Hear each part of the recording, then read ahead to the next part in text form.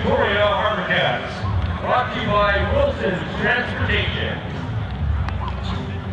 Leading off, playing left field, number 7, Reno Rankin. Batting second, playing third base, number 20, Michael Brettler.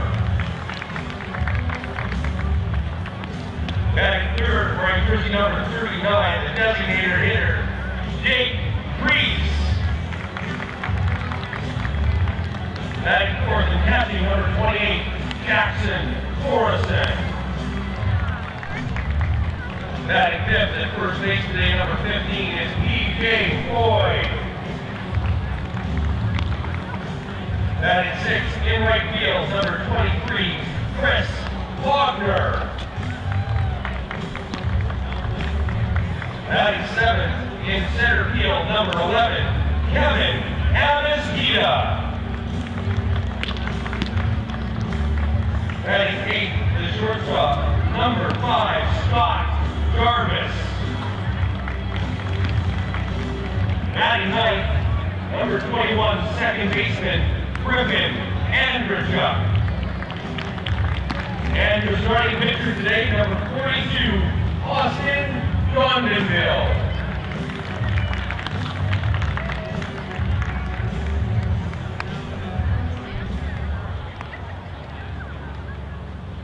Ladies and gentlemen, today's game is sponsored by Barclays Fine Custom Jewelry. It's our Diamond Day day. And we'll have 2 first pitches to throw out today. So first of all, Jeffrey Beatty from Barclays Fine Custom Jewelry, give a wave to everybody so they know who you are. So they know when your pitches know exactly what it's all about.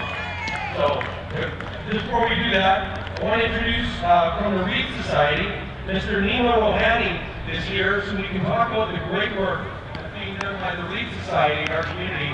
The 50-50 proceeds today going to the Reed Society towards literacy in our community. Can you tell me more about the Reed Society? Thank you for inviting us to the HarbourCats baseball game. We're thrilled to be here today. My name is Nima Rohani, and I've been the board director for the Reed Society. And that the HarbourCats score comes up on scoreboard, you will understand it. In the beautiful province of British Columbia, this is the reality for many children, youth, and adults. 40% of the population do not have the literacy skills to read a newspaper, fill out an application form, or even understand on prescription bottles. The Victoria Reed Society has agreed to provide remedial literacy and university services to everyone needing help in the greater Victoria region, regardless of age. In 2015, we celebrate 40 years of delivering learning programs for those who need help with reading, writing, and mathematics. Without the selfless and compassionate support of our community, we could not have provided thousands of children, youth, and adults with literacy programs in Greater Victoria. And for that, we thank you. Thank you very much. Thank you to the HarbourCats and Barclays Barclays Fine Custom Jewelry. We're so glad to be able to provide you this opportunity here today at Sports Trader Diamond to raise money for your programs. Gentlemen, you get to get things started by going up to throw the first pitch. Got a couple of catchers from our lineup to come on out. Please don't injure them with your throws.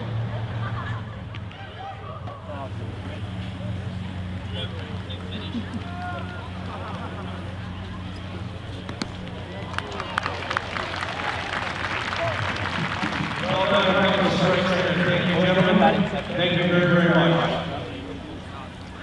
Now, ladies and gentlemen, please rise, remove your caps, and welcome Ellen Crossley for the singing of today's national anthem.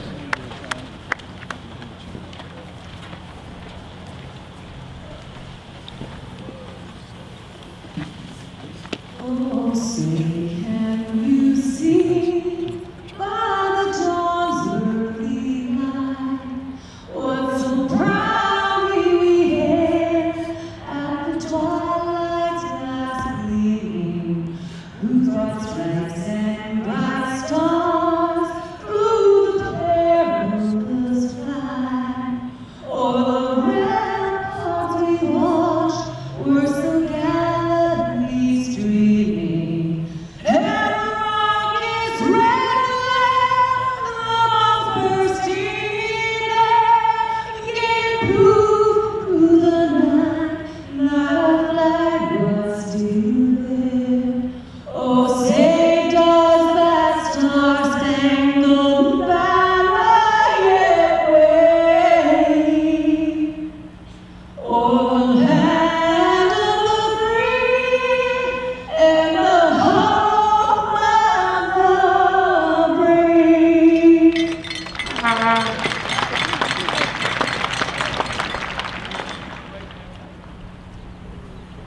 Home Canada, our home and native land, true patriot love in all our sons command. With glowing hearts we see the rise, the true north strong and free. From far and wide, oh Canada, we stand on guard for thee. God keep our land glorious and free. Oh Canada, we stand on guard for thee. Oh Canada, we stand on guard for thee.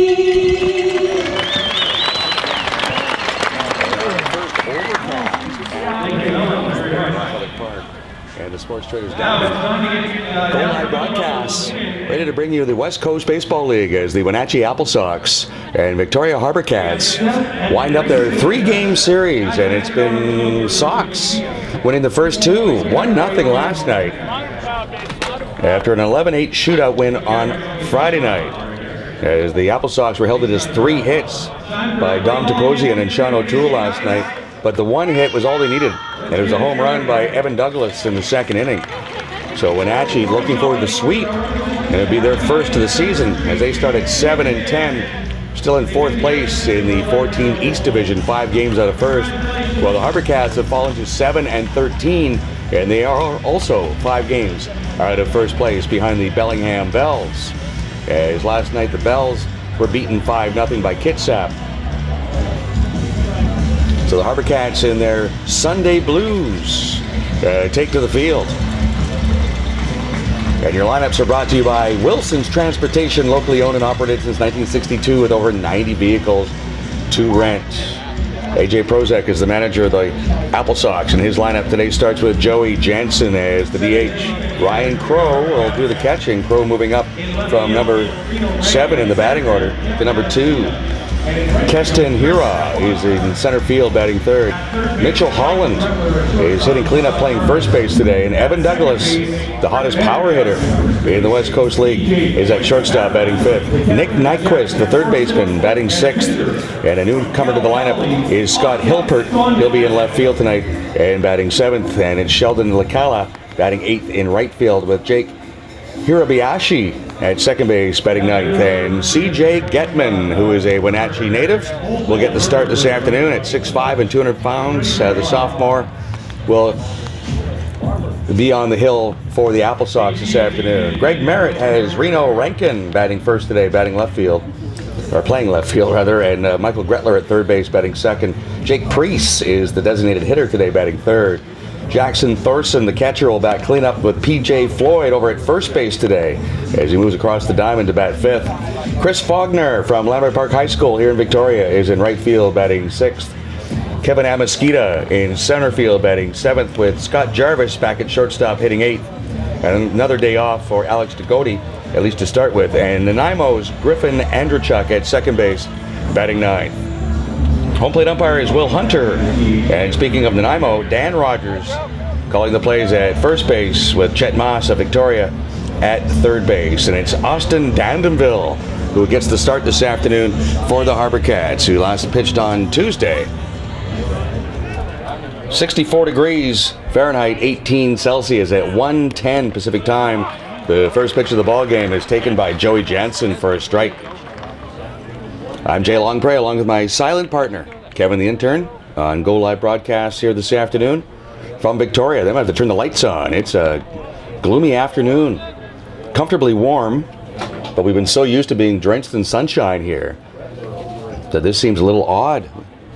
We might have to put the lamp on here in the first inning, Kevin. It's a little dark in here. There's a fly ball to left. That's going to be caught by Reno Rankin. Nice job going into foul territory and on the backhand. He makes a running catch.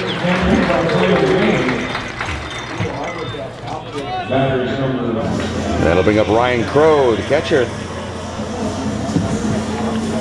Crow was 0 for 3 last night. had a couple of hits in the opening game. Wenatchee had 14 hits on Friday night in their victory, just 3 hits last night, but they've won 2 in a row after losing 3 straight against Yakima at home. Dondenville's pitch is high for a ball. Austin made the start on Tuesday in Bremerton against the Kitsap Blue Jackets and went 4 2/3. The 1-0 pitch is right down Douglas Street for a strike. Dondenville gave up 2 earned runs on 6 hits. He walked 1 and struck out 4 on Tuesday. That was a game that the HarbourCats won eventually by a score of 5-4. And the fastball is high. Dondenville with an ERA of 3.52 in the West Coast League.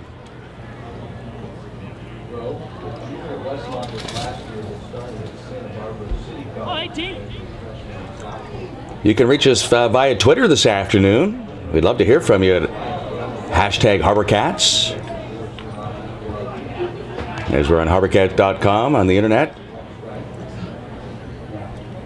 And one day we'll show up on Shaw TV. Who knows, we could get Kevin the Intern on television.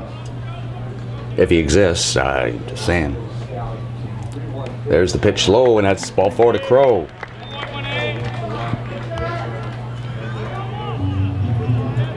Heston Hura will come to the plate.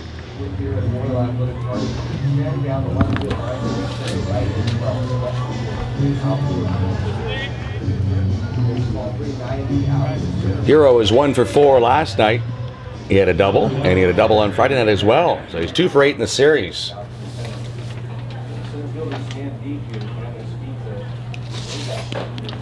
Dondenville's pitch is outside for a ball.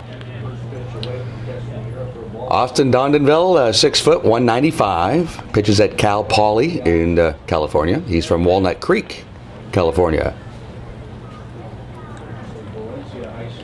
Just underway on a Sunday afternoon. Hira shoots one to right. Chris Faulkner with a good route and gets onto the warning track to flag it down. If he goes straight across, he doesn't make that catch. But he did a little button hook and got there to make the grab.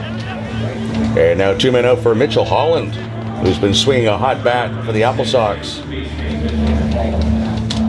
Out of UC Irvine, where he hit .325 this year.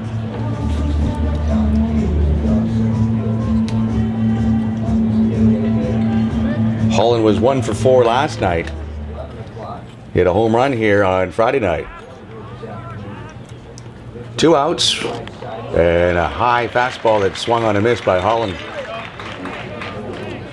Just underway from Sports Traders Diamond in the neighborhood of North Park.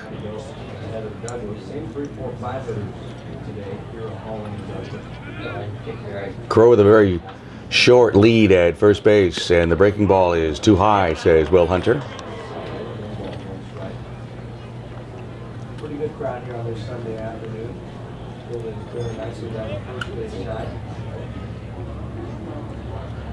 No score, top of the first, and Dondenville with the pitch to Holland. Another breaking ball, and that one catches the inside edge.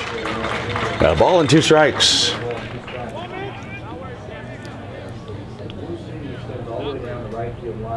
.310 down the lines here at Sports Traders Diamond, and .390 to straightaway center field. Virtually no wind here this afternoon on an overcast 18-degree day. And the breaking ball is outside for ball 2. 2 balls, 2 strikes with 2 men out. It's Michael Gretler at third base today for the HarbourCats, with Scott Jarvis at shortstop. Griffin Andrzejczyk is the second baseman. PJ Floyd is at first.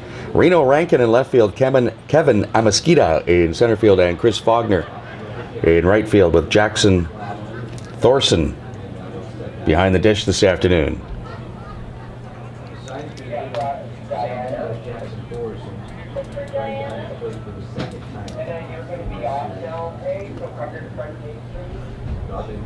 Two men out and a throw to first. We'll send Crow diving back in safely.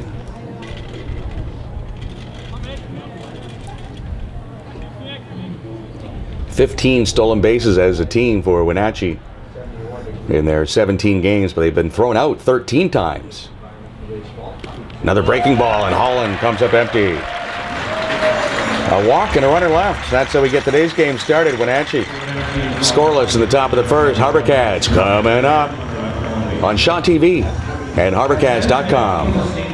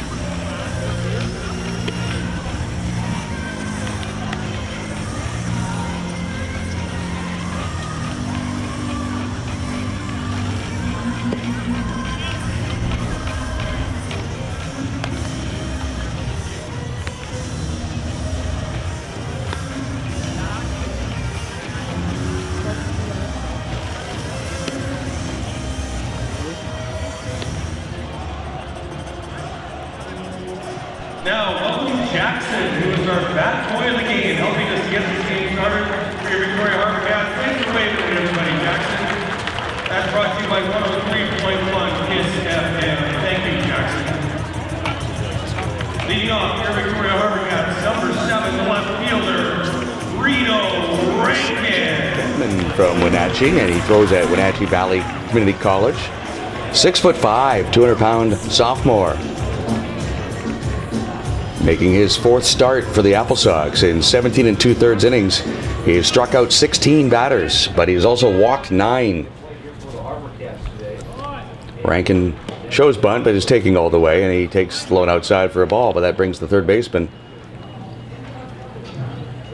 Nick Nyquist, up on the grass.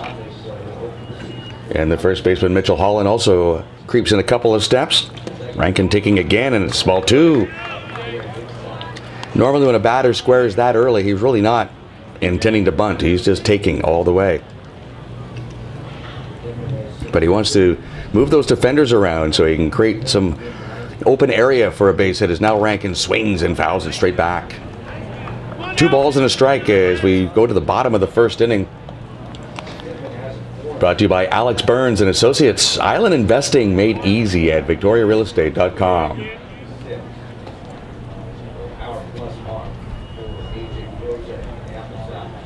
Rankin is batting 172. This one is lofted into deep right center field, and this will bounce off the fence. Kira gets the ball back to the infield after Rankin has a double.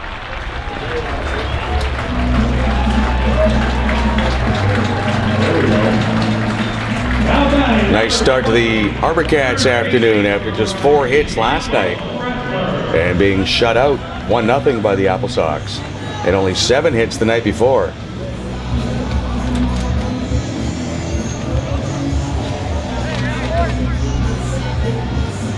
In fact, the HarbourCats have not been in double figures in hits in a ball game since Friday, June 19th, when they had 12 in 10 innings against Cowlitz here at Sports Traders Diamond.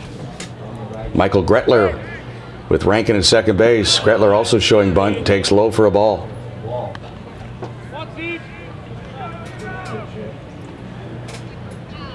Gretler making his 8th appearance for the HarbourCats. He's batting .292.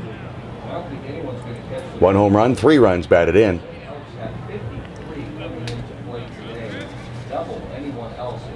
Gretler at 6'2", 180, takes high for a ball from Getman, whose last start was on Tuesday. He went 4 1/3, took a loss against Yakima, giving up 5 runs and 5 hits. He walked 2 and struck out 4. In the 16th, he had a victory in Wenatchee against Medford. He went 6 1/3 that night, giving up just 1 run on 5 hits. He walked 4 and struck out 4. His best effort was his first start on June 11th at Walla Walla. Despite being a loss, he threw 7 shutout innings and just 4 hits, and he struck out 8. Gretler takes low and away for a ball. And it's 3-0 on the HarbourCats third baseman, with Jake Priest in the on-deck circle. In the bottom of the first inning on a Sunday afternoon, Cats trying to take the lead. There is no score as of yet, and Gretler thought he had a walk, but Will Hunter says strike, and it looked like a strike from here. So 3-1 the count.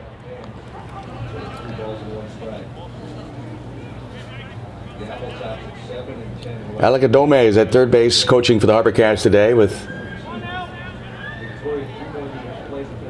Coach Meggs over at first, and the manager, Greg Merritt, running things from the dugout on the first base side. And that is a ball taken low by Gretler. So HarbourCats at first and second with no one out for Jake Priest. The batter, number 39, the designated hitter, Jake Priest. Priest is 4 for 16 with the HarbourCats. That's a .250 average. He has a home run and 2 runs batted in. HarbourCats have hit 11 home runs in their 20 games. Team batting average, though, is down at .227. They need to pick that up if they're going to get into the playoff race here in the West Coast League. This is hit high and hard to center field, but settling under is Hura. And tagging is Rankin. He'll head for third base and make it successfully. Moving into second base alertly on the error is Gretler. And the HarbourCats have done that nicely as they take advantage of small mistakes. Evan Douglas, all he had to do was cut that ball off. There's no play at third. But when Douglas clanked the throw, Gretler took the base. So Priest flies to center. And an error puts Gretler at second. So it is second and third with no one out. Sorry, with now 1 out. And Jackson Thorson will step in.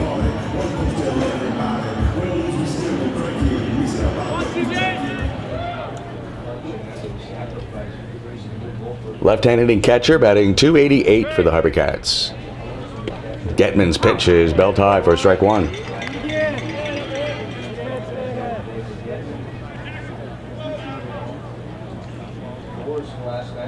Thorson tied with Kevin Collard for the club lead in RBI with 13. Still looking for his first home run.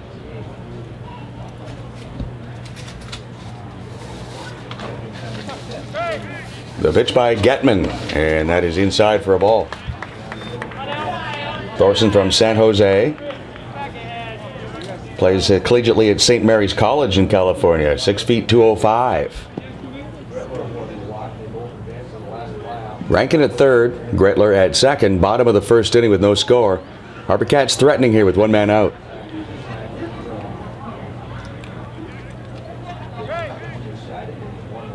And the breaking ball just misses off the outside edge.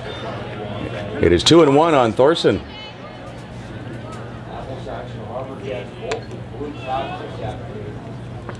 Thorson did not start last night, came in late in the ball game. He was 1 for 2 on Friday night and had an RBI double.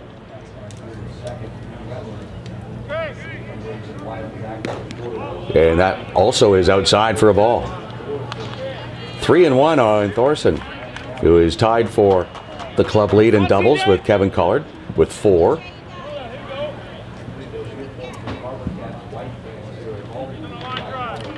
Cats trying to get on top first. They are 5-2 this year when they do score first. They've had problems coming from behind.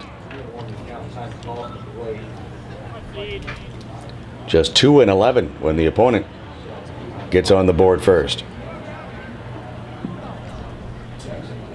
And last night, 1 was enough as the Applesox beat the Cats here 1-0. There's a ground ball that'll get a run home. Here will be Ashe, struggles with it, but gets the throw to first base in time.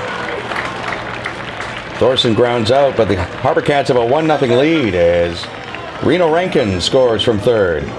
Gretler moves to third on the play. And Thorson has his club-leading 14th RBI.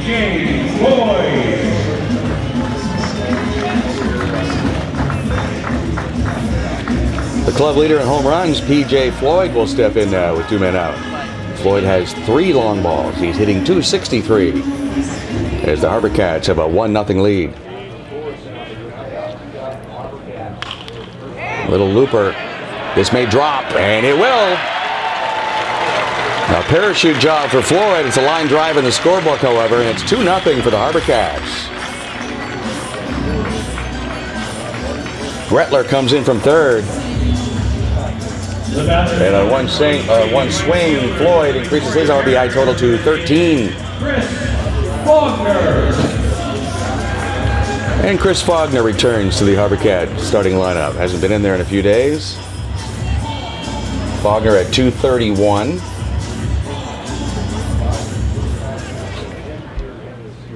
Fleet-footed right fielder who plays collegiately at Salt Lake City. In Utah, bounces one for the shortstop, Douglas, and that goes right through his legs, and the inning will continue. Well, Douglas can hit the home runs, but he's having trouble defensively. That was a routine play that goes right through. He's already made an error on a cutoff play. So Faulkner aboard on the second error of the inning against Douglas, and Kevin Amasquita will come up with runners at first and second and 2 men out, and the HarbourCats ahead 2-0.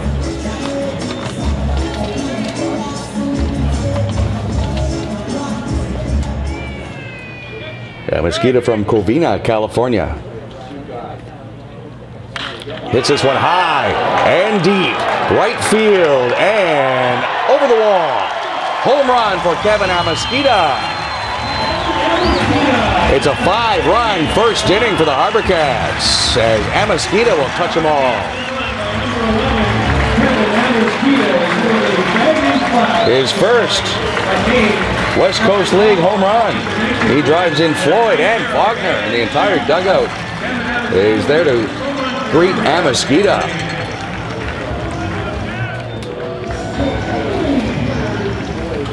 Quite an outburst by the home team here in the first after being shut out last night. And those errors by Douglas is opening up the door, and the Cats don't push the door open, they kick it down.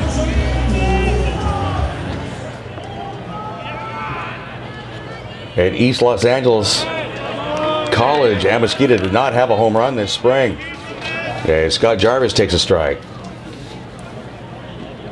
Jarvis will be a freshman at UCLA this fall.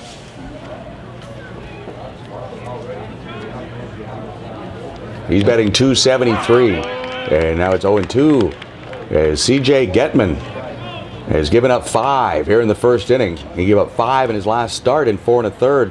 And the previous starts, 13 1/3, only 1 run allowed. So this has been a rude awakening for him. Big hopper for Douglas. And he gets an out to end the inning. But 8-man bat and 5 score. 5-0 HarbourCats after 1 inning of play on Shaw TV and HarbourCats.com. Please head to the merchandise booth with Clayton and your prize to get those bags and substitutes. HarbourCats fans, thank you, Magnus, for the Magnus Cloud. All right, well, we discussed yesterday. We have some people. Everybody in this room, you got to stand up. If you got on the very today table for Vancouver with summer owners, stand up. Come on, come on, stand up. Thank you for getting on very today. Coming over to see our game tonight, today, and security. This is where we're at. That's the other reason I'm really well. Thank you for making the time to fly through here. And they're going to be taking part in the gameplay today down here.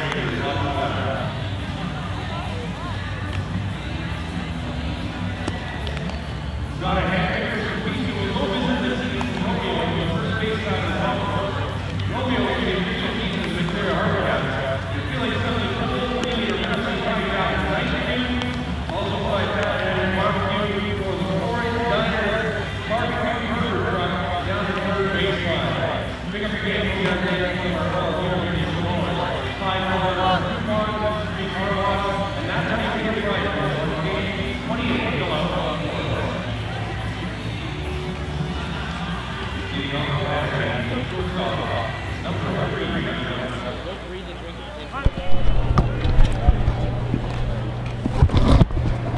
The second inning, and it's Evan Douglas leading off for the Applesox against Austin Dondonville, who's got himself a 5-0 lead thanks to his teammates going to town.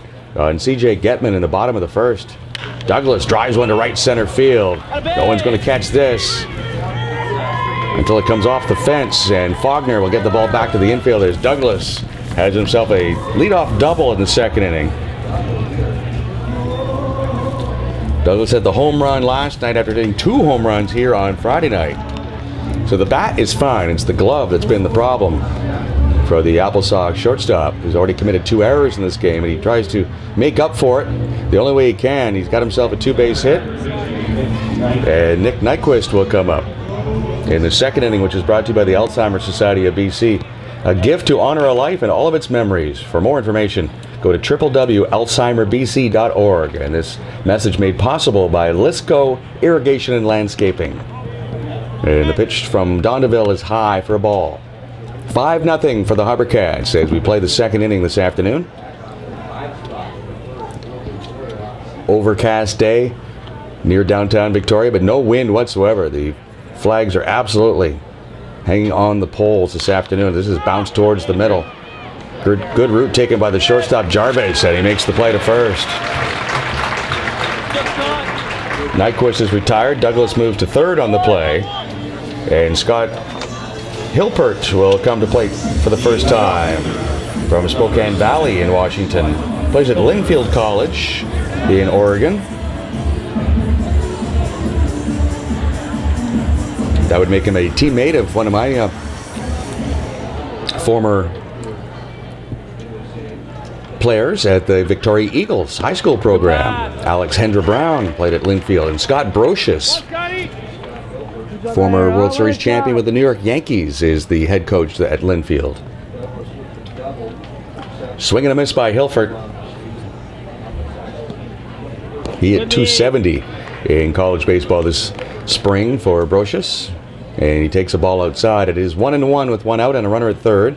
HarbourCats leading by 5 will play the infield back and give up a run for an out. The pitch by Dondonville, and that is cut on and missed.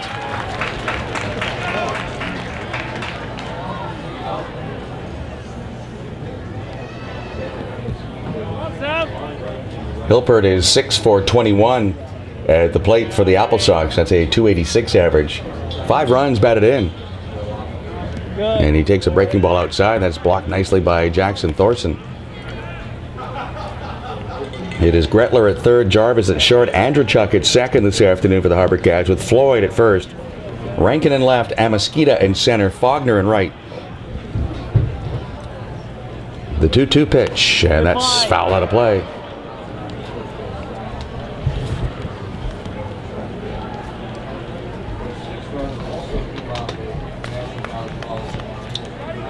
HarbourCats with a 5-run first here this afternoon. Don't have to go very far back to see the last time they had a big inning. That was the third inning on Friday night here against Wenatchee. They put up 6. But it wasn't enough as they lost that game 11-8. And now they count 2-2 on Hilpert.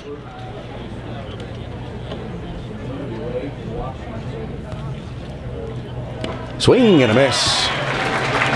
Hilpert strikes out. All he had to do was hit a ground ball, and he got himself an RBI, but instead he goes back to the dugout, and Sheldon Licala will come up. Benny Emery, free lunch on 10-4. Benny Emery will report when the information we will come. Licala from Richland in Washington State. Plays at Spokane Community College. Sheldon Licala. He was 0 for 3 last night. Had 3 hits here on Friday night. And he takes a breaking ball for strike 1. 5-0 for the HarbourCats as we play the top of the second inning.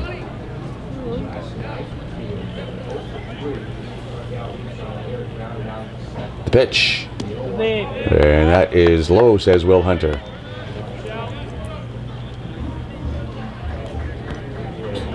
We're taking your live tweets again here this afternoon. Hashtag HarbourCats. Let us know where you are and what you think. And if you're wondering where the sun is, we all are. As there's a base hit by Licala into left field for the first run for the Applesox, and a huge turn, but he'll, after 30 feet around first base, Likala decides to slam on the brakes and get back to first with his RBI single. 5-1 now for the HarbourCats, as Evan Douglas comes home to score after leading off the inning with a double. Second baseman number 14, Jake Hirabayashi. 9th RBI for Likala. Jake Hirabayashi will be a freshman at UCLA and be a Bruin. Steps in for the Applesox, and the pitch from Dondeville is in for a strike.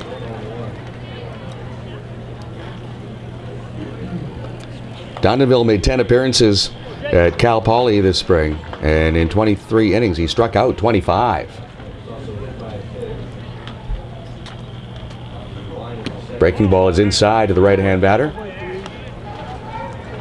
1-1 the count with 2 men out and a run home for Wenatchee.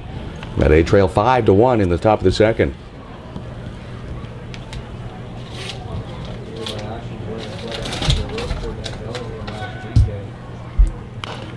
Little tapper will go foul outside of third.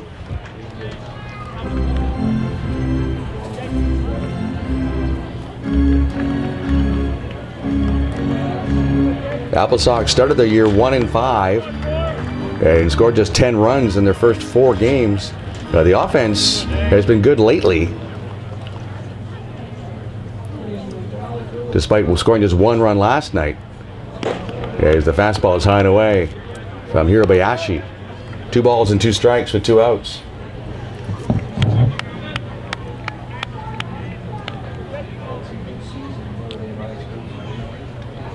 "27 runs scored in their last 5 games. And if you're scoring 5 a game and you get a little bit of pitching and defense, you should win more than you lose by far. Runners picked off, and the throw to second, Jarvis with the tag. So they get Likala to end the inning. Hirabayashi will lead off the third. Wenatchee gets on the board, however.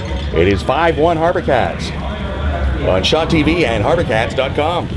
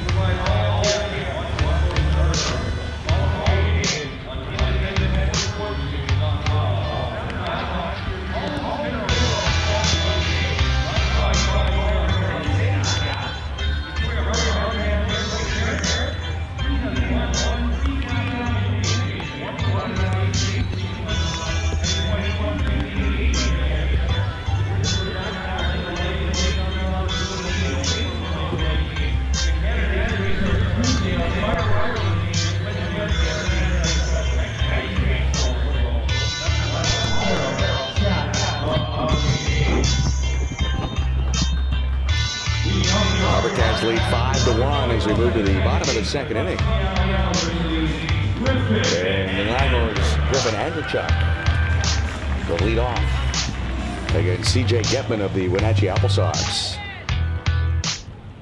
Andrechuk takes strike 1. Former Nanaimo Pirate in the PBL. Griffin is 2 out of 10 as a HarbourCat. Takes low. Ball on a strike. Top of the order, waiting on deck, Reno Rankin and then Michael Gretler as we play the second inning.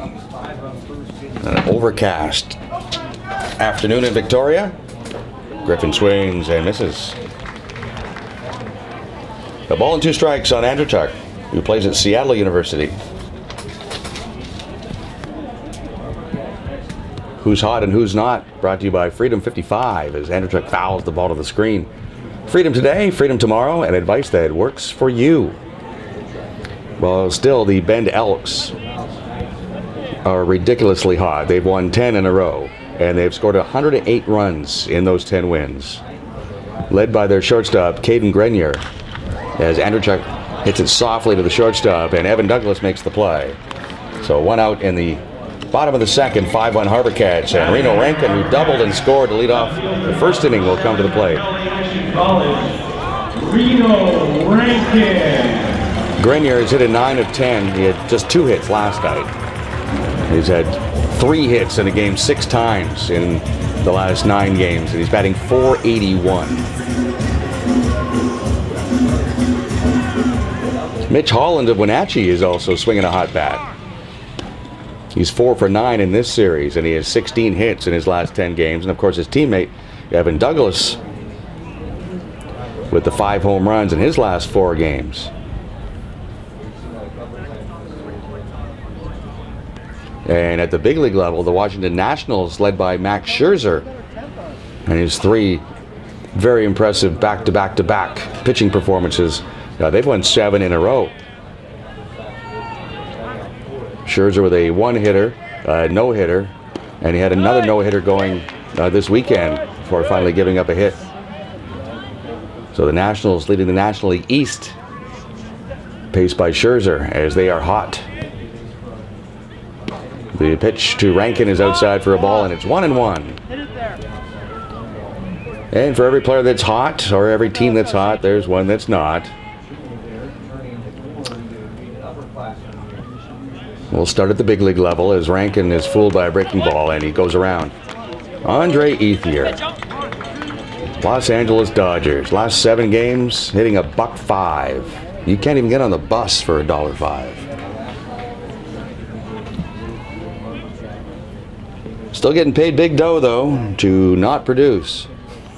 So, poor Andre Ethier. No RBI in his last 7 games. HarbourCats are trying to straighten things out here. They're on the not hot side. They've lost 4 in a row. Being shut out last night, but up to a good start today, despite Rankin swinging and missing. So that's the first strikeout today for CJ Getman. 5-0 was the score. It's now 5-1 for the HarbourCats as we play the bottom of the second.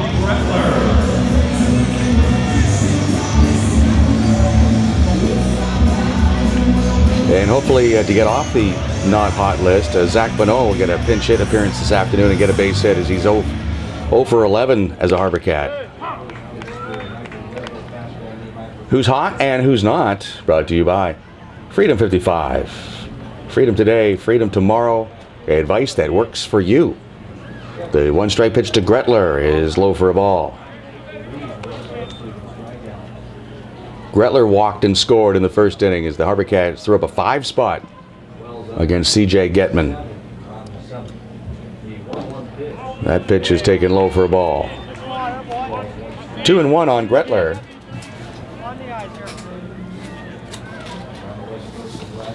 Gretler batting .292 for the HarbourCats. He plays at Oregon State.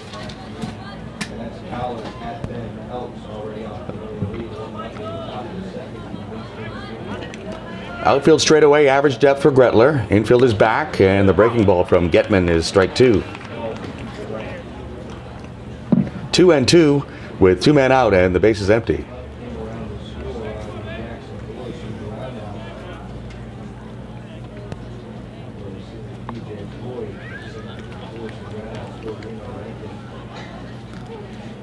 Barclays Fine Jewelers presenting the Diamond Dig after the ball game. That should be interesting. Someone's going to win a $1,000 gift certificate to Barclays in Oak Bay as the pitch from Getman is away for a ball. And the count is now full at 3-2.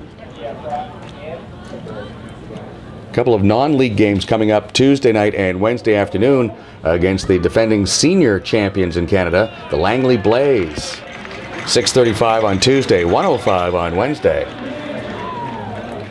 As Gretler takes low for a ball, and he has a pair of walks in this ball game. From UCLA, the designated hitter, number 39, Jake Reese. Gretler now with 9 free passes, and that ties him with Jackson Thorson for the club lead. As Jake Priest will step in. He flied to center in the first inning.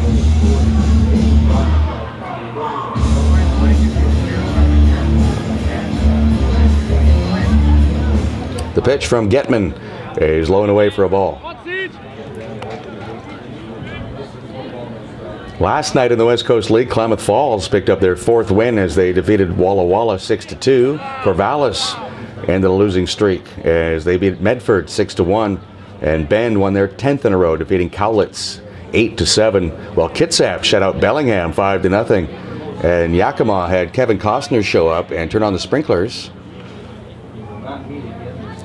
Kevin, the intern, understanding the Bull Durham reference. They had a sprinkler malfunction, and so the game was postponed because of wet grounds in Yakima. Even though it was probably 100 degrees there. I know it was 104 yesterday afternoon in Bellingham. And so Kelowna and Yakima will play tonight and have a game to make up. 2-0 the count. Oh, we got a problem here. Is Will Hunter having issues all over the place. That's the second time. Once he granted a time late. This time he didn't grant the time, and the player just backed out. And Greg Merritt wants to know, well, if my player asks for time, you have to grant it. But you have to grant it in time, and it was very late. So that's ball 3. It works out for the HarbourCats. Not sure why Merritt is even arguing, but in any event, and Hunter now has to talk to AJ Prozac, who was complaining earlier about time being called or not called.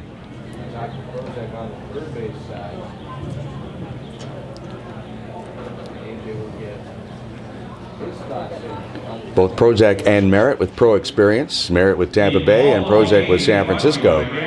So they know of what they speak. Will Hunter, the home plate umpire, is trying to keep control of this game early.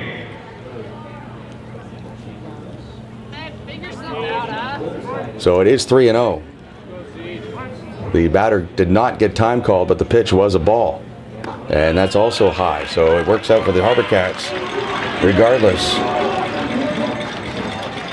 Third walk allowed by Gretler, and Jackson Thorson will step in. Thorson grounded to the second in the first inning.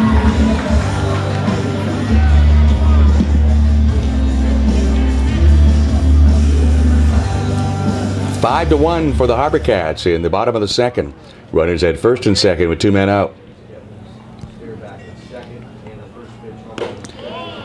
Fastball is away for ball 1. Still no activity in the Wenatchee bullpen. It's Getman for now. He's going to have to sort it out.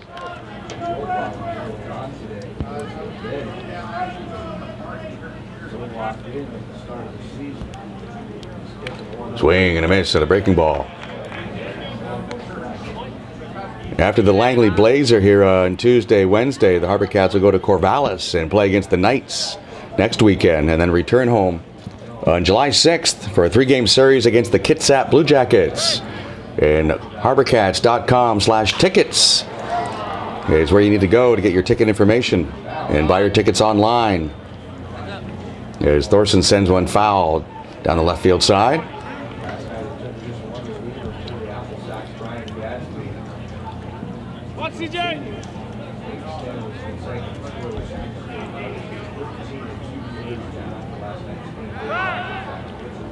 Send your live tweets to #HarbourCats. We'd love to hear from you this afternoon.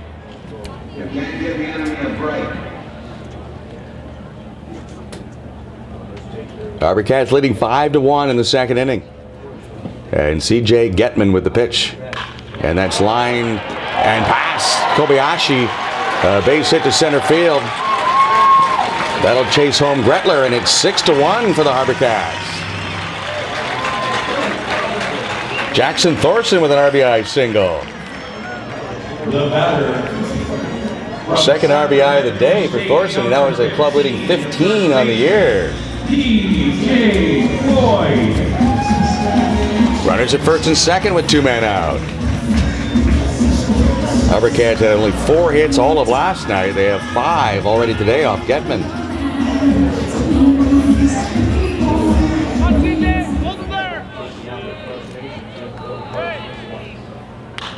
Floyd, who singled his first time and scored, it's a pop-up into shallow left field. And the left fielder makes the call and the catch as Scott Hilpert takes care of this. A couple of walks and a base hit. And the HarbourCats now lead Wenatchee 6-1 after 2 innings of play. On Shaw TV and HarbourCats.com.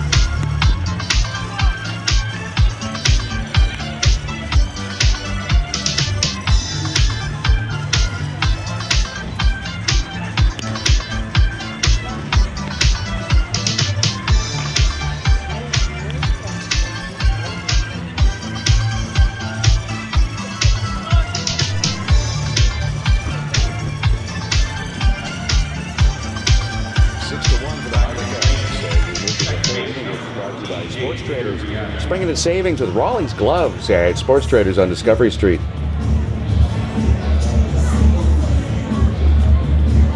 The second baseman, Jake Hirabayashi, will lead off. He was at the plate when Sheldon Licala was picked off at first base by Austin Dondeville, who gives up a base hit on the first pitch. That's looped into left field by Hirabayashi. Third hit for the Applesox off of Dondeville. When he pitched on Tuesday, went 4 1/3, gave up 2 runs on 6 hits, walked 1 and struck out 4 at Bremerton.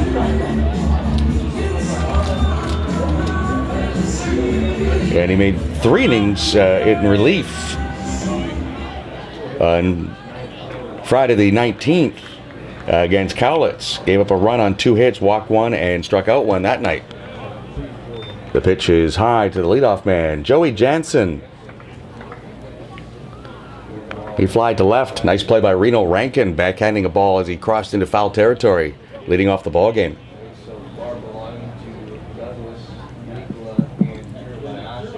This is fisted foul by Jansen. A ball and a strike. 6-1 for the HarbourCats in the 3rd inning. Jansen is a redshirt junior heading into the fall at Oregon State from Kennewick in southern Washington, the Tri-Cities area, Pasco, Richland, and Kennewick.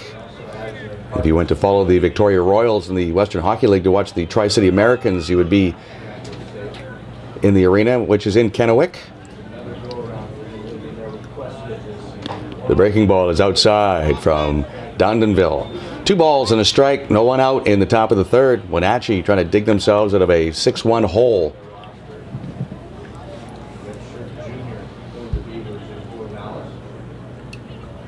Jansen at 5'10", 180. It's a bouncer towards second. Andrzejczyk to Jarvis, and on to first for the double play.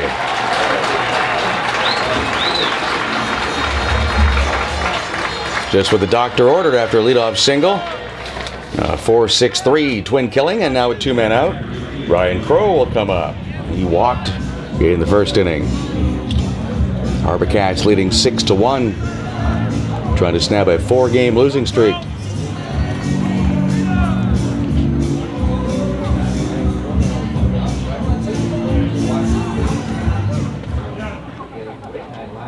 The pitch to Crow is taken for a strike.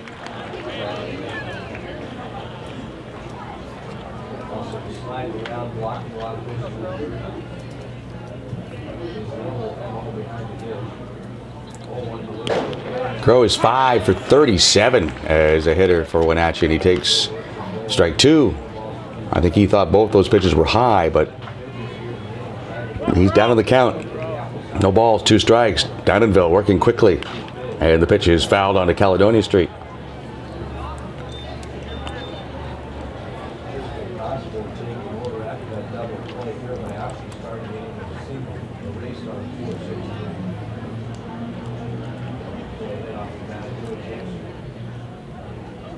No one on for the Applesox in the top of the third with 2 men out, and the pitch is low and away for a ball. If Crow gets aboard, then Keston Hira would come up.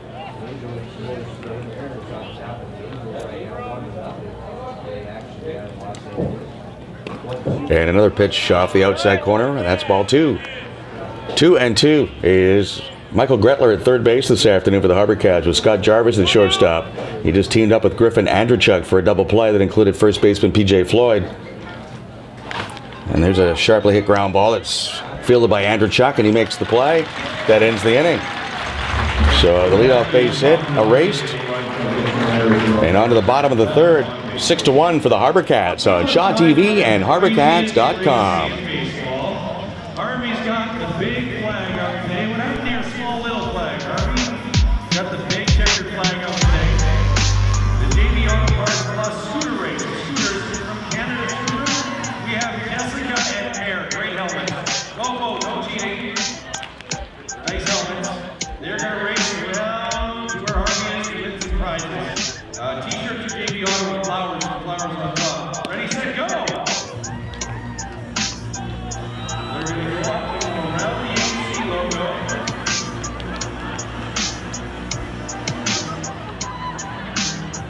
Slow down, ladies. You're going way too fast. Slow down.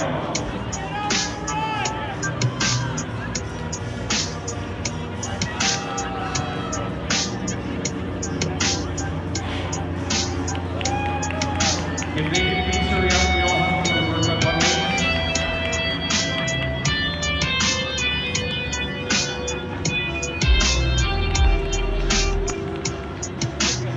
And I think Mary is the winner. Mary gets the flowers. Yes, Lori.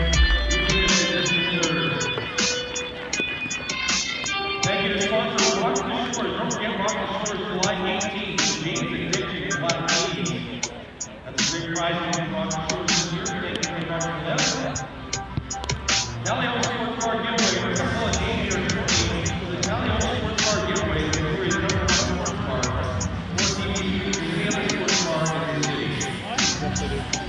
Leading off for HarbourCats. Victoria Barrett is going to take number 23. Right fielder Chris Faulkner.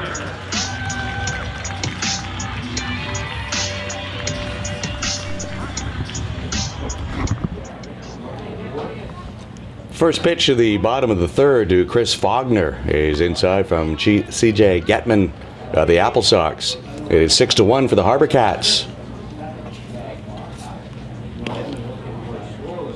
Faulkner reached on an error by the shortstop Douglas and scored. It was a 5-run first inning for the home side, and then they scored 1 in the second.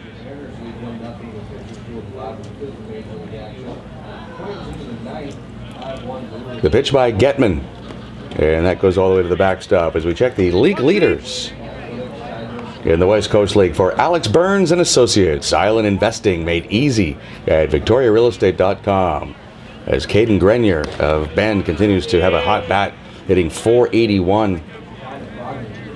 He's hit a 9 of his last 10. Had 6 3-hit games, slowed down and had a 2-hit game last night as Faulkner takes outside for a ball, and he's aboard to lead off the third. Kevin Amasquita had a 3-run homer in his first at-bat. His first West Coast League home run. The shortstop for Wenatchee standing out there and double played up right now. Evan Douglas is tied with Pat Flynn of Bend with 5 home runs. Tyler Davis of Bend has 27 RBI. The pitch to Amesquita is outside for a ball. Aaron Struzma of Bellingham had 3 stolen bases last night and now leads the league with 15. And Dom Toposian, who threw 8 innings last night and was the hard luck 1-0 loser for the HarbourCats, now leads the West Coast League in innings pitched at 30. Faulkner goes, pitch is fouled back by Amesquita. A ball and a strike. And the HarbourCats center fielder, who hails from Covina, California, and plays at East LA College.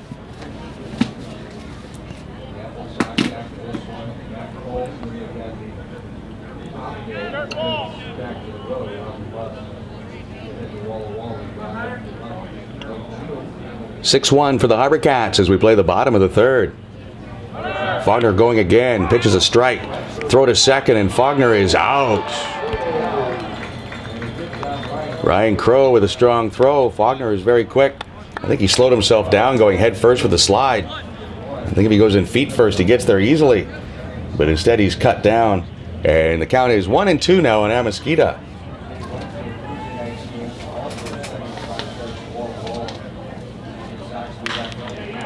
There's a bouncer to Douglas at short. And the throw on target and in time for the second out.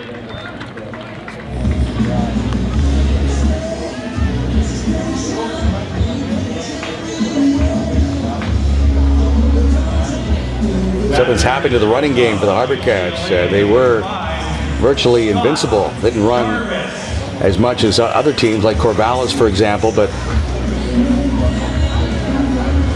they'd stolen 23 of their first 26. As Scott Jarvis takes outside for a ball. And they've now stolen 4 and been thrown out 4 in their last 8 attempts. As Jarvis flails and falls down in the count 0-2 with 2 outs. 6-1, HarbourCats leading in the third inning. Jarvis 6'2", 185 from San Jose. And takes call strike 3. So it turns into a quick inning. Much needed for CJ Getman. 6-1 for the HarbourCats after 3 innings of play at Sports Traders Diamond on Shaw TV and then HarbourCats.com. A $25 gift certificate for the Sally Lake picking up the lead group. Brent Faulkner, congratulations, Brent Faulkner. You're a winner at the information booth. I think you're here. You have to have 1 more beer today, right? You have to have 1 more beer.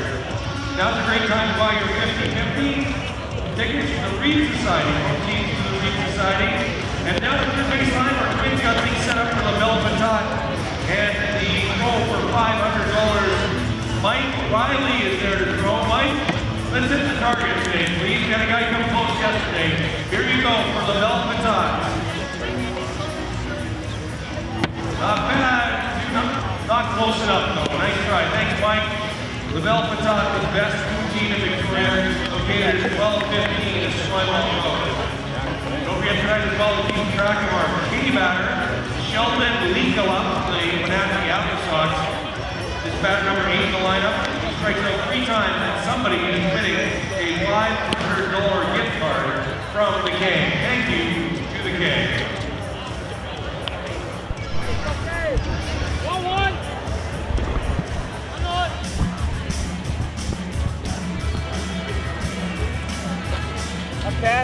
The 4th inning of this afternoon's game is brought to you by Wilson's Transportation, with over 90 vehicles to rent, and the official carrier of the HarbourCats. 6-1, Cats leading the Sox as Austin Dondenville delivers to Keston Hira, and it's low ball 1. Hira fly to right his first time.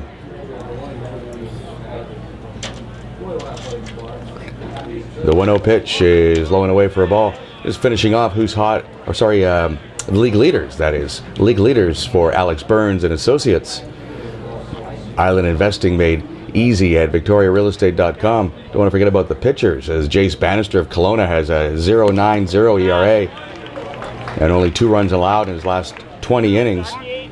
Dom Toposian with his 1.5 ERA, it's 8th best in the league. Alex Rogers of the HarbourCats is one of 6 pitchers with 3 wins. Wyatt Mills of Yakima has the most appearances at 10, and he leads the West Coast League with 6 saves.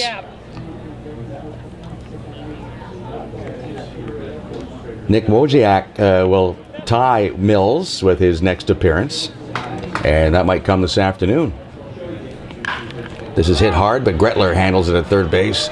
Soft hands, and the throw across, and a nice set of soft hands by P.J. Floyd to pick it. 1-on-1 out in the 4th. Let's check that West Coast League scoreboard, brought to you by Sports Traders. Spring into savings with DeMarini bats at Sports Traders on Discovery. Bend Elks on the 10-game winning streak, ahead of Cowlitz 1-0 after 1 inning. And that's it. That's all there is. The rest of the games in the West Coast League coming up a little bit later. At 3:05, Kitsap at Bellingham. At 5:05, Walla Walla at Klamath Falls. And 6:35, Corvallis at Medford. And at 7:35, long after Kevin the intern is tucked into bed on a Sunday night, Kelowna will play at Yakima. 2-0 the count. And Mitch Holland, who struck out. This is a ground ball for the shortstop. Jarvis with the throw rather, it's straight and true. And there's 2 men out.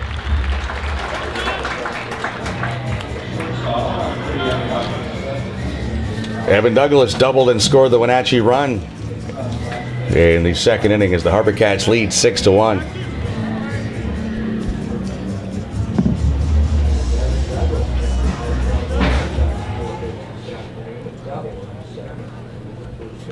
The pitch from Austin Dandeville from Walnut Creek in California.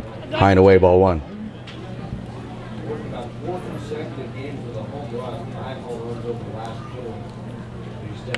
This is ripped into center field, and that'll get down for another hit for Douglas, as he continues to swing a hot bat. 2 for 2 today.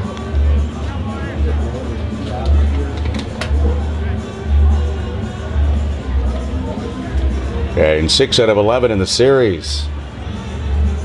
Hit totals now even at 5 apiece for the HarbourCats with a 5-run lead.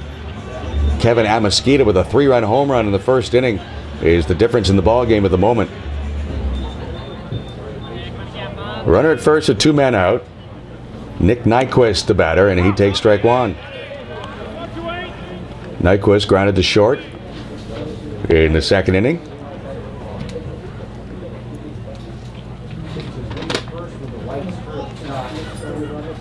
One for 10 in the series is the Applesox third baseman.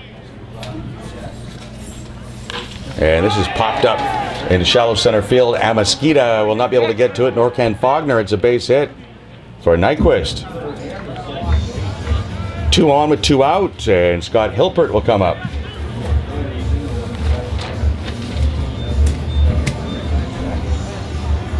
Six foot 185 from Spokane Valley in Washington. Number 7 on the Applesox traditionally have had a lot of local players and players from Eastern Washington. Players who play in the Spokane area, whether they're at Spokane Falls, or Spokane Community College, or Gonzaga. 5-time champions in the West Coast League. 6 division titles since this league started in 2005. And Jim Corcoran, who is a radio station owner and a newspaper owner, has been running this franchise since 2001. This is chop foul for a strike on Hilpert.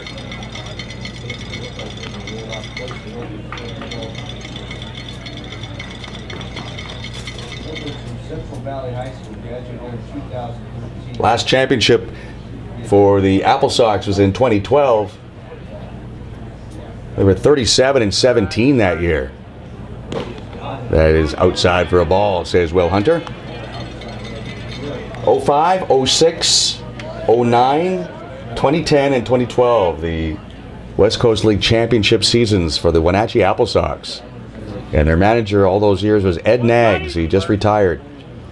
Turning things over to AJ Prozek. Pitch is high for a ball. 2-2 with 2 men out. And runners at first and second for the Applesox, who trail 6-1 in the top of the fourth.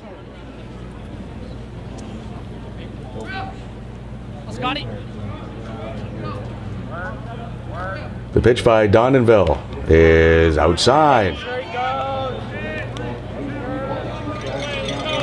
So the merry-go-round will be in force here as the runners will be moving on the pitch. Douglas from second, Nyquist from first. And swing and a miss, Hilpert strikes out. Second K for him today. And the third for Dondenville. The Applesox leave 2 runners on in the fourth. HarbourCats lead 6-1 on Shaw TV and HarbourCats.com.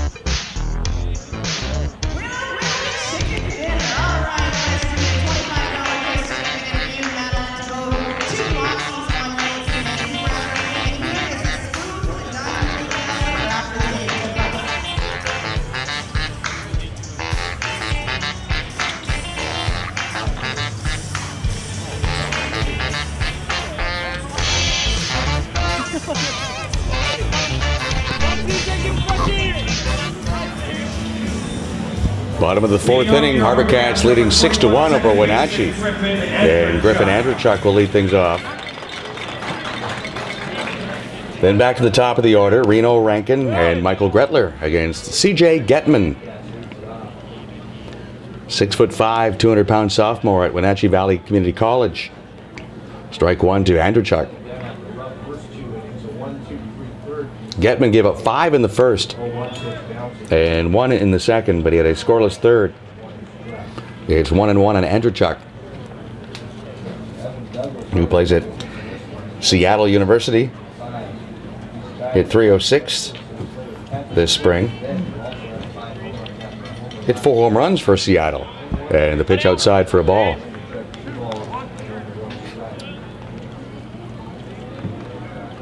His teammate here on the HarbourCats, Alex Rogers. And Griffin played for Alex and his Alex's dad, Doug Rogers, in Nanaimo, and his uncle, Alex's uncle, Dan Rogers, celebrating his 77th birthday last night, is umpiring at first base.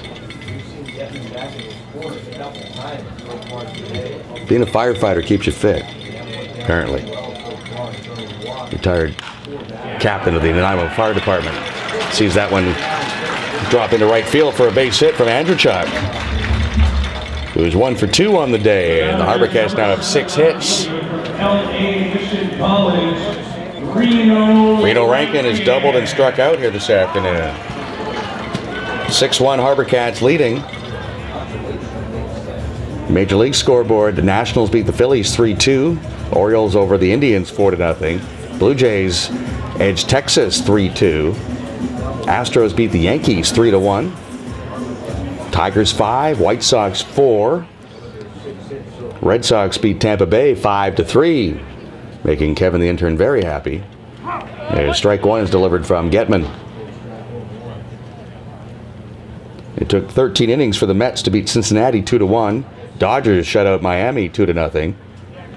They're very sad in South Florida as Giancarlo Stanton is out with a broken hand for the next 4 to 6 weeks, and All Major League Baseball fans are very sad with the All-Star game coming up in Cincinnati, which is such a tiny ballpark. Stanton would have hit 100 home runs in the home run derby. Only a slight exaggeration, and now he won't be able to participate as Rankin gets hit by a pitch. I would just clipped him on the elbow. So HarbourCats have something brewing here in the fourth, leading 6-1. They have runners at first and second with no one out, and Michael Gretler coming up. He has walked twice. Braves beat the Pirates today, 2-1. Giants lead Colorado 3-2 after 3. Milwaukee has a 5-3 lead over Minnesota in the 7th inning.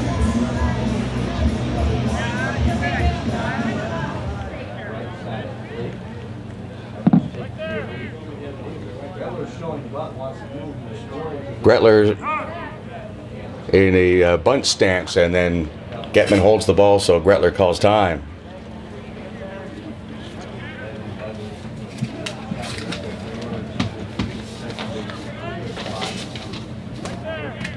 HarbourCats lead 6-1, and Gretler takes a fastball up and in. Greg Merritt and Alec Adome trying to add to this lead, asking Gretler to bunt with runners at first and second. Put the pressure on the Wenatchee defense. 6 runs, 6 hits, no errors for the HarbourCats. 1 run, 5 hits, no errors for Wenatchee. Now the runners are going. The pitch is swung on and missed, and the throw to third will be low. So it's a double steal as they try to change things up and go from the bunt. Put on a hit and run, and it works as far as stealing the bases are concerned. 1-1 the count on Gretler, who after a pitch that was well outside, trying to protect his runners. 29 stolen bases now for the HarbourCats.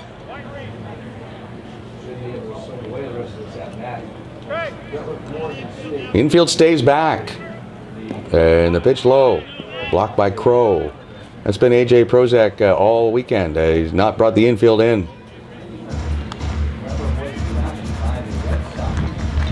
Not a breath of wind on this overcast afternoon at Sports Traders Diamond inside Royal Athletic Park. 18 Celsius when the game started, and that is a strike over the outside corner. Will Hunter is our home plate umpire, with Chet Maas and Dan Rogers on the bases.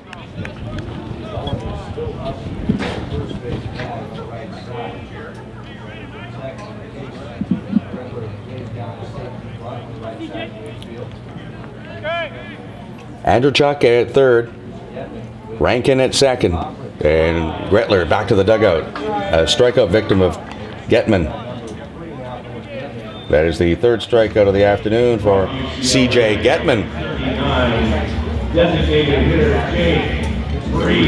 4-3 at Wenatchee Valley Community College this spring, and in his 4 wins, he went at least 7 innings in each of those victories.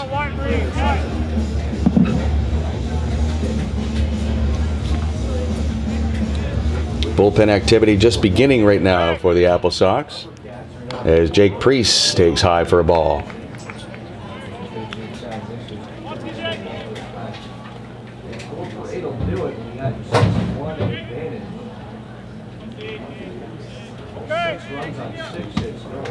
Breaking ball in and over for a strike. Priest has flied to center and walked.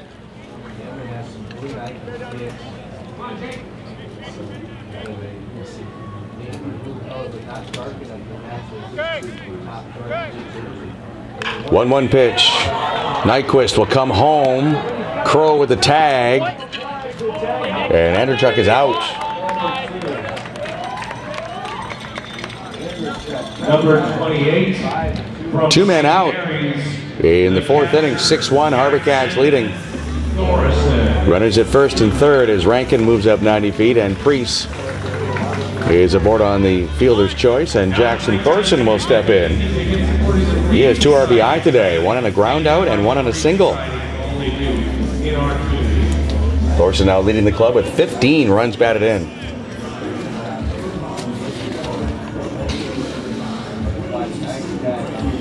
In this spring, in 34 games at St. Mary's College in California, he had 15 runs batted in. So it's been a good summer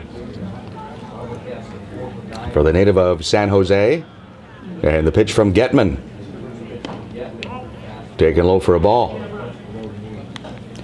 Nick Nyquist, who made that play at third, has Evan Douglas playing at short next to him. Jake Hirabayashi is the second baseman. Mitch Holland at first.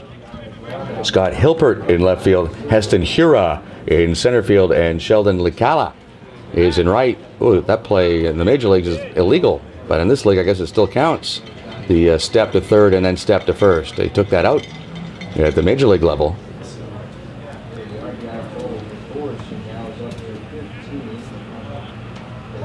NCAA rules is what they use in the West Coast League, so I guess that's still kosher. As Crow blocks an inside pitch. 2 balls, no strikes on Thorson. 6 feet tall, 205 pounds. 6-1 HarbourCats in the 4th inning, which is brought to you by Wilson's Transportation with over 90 vehicles to rent. The official carrier of the HarbourCats. The towering 5-ball headed towards the bleachers down the right field side, and a souvenir on an overcast but warm Sunday afternoon. HarbourCats are home on Tuesday night and Wednesday afternoon for Canada Day against the defending senior champions in Canadian baseball, the Langley Blaze. Non-league games Tuesday, Wednesday. And we'll have them for you, though, on Shaw TV and HarbourCats.com. Then the Cats next weekend are in Corvallis to play the Knights before returning home Monday, Tuesday, Wednesday, July 6, 7, 8 against the Kitsap Blue Jackets. Go to HarbourCats.com/tickets for information. Don't forget those 7-Eleven tickets where you can save a couple of bucks. As Thorson takes outside, ball 3. 3 balls and a strike on the HarbourCats catcher. 2 on with 2 out. Getman's pitch. That's line to right, and Thorson has another RBI. As Rankin comes home and legging it out and getting to third base on the play is Jake Priest. It's 7-1 for the HarbourCats. 3 at-bats, 3 RBI for Thorson. And he now increases his team lead to 16. P.J. Floyd.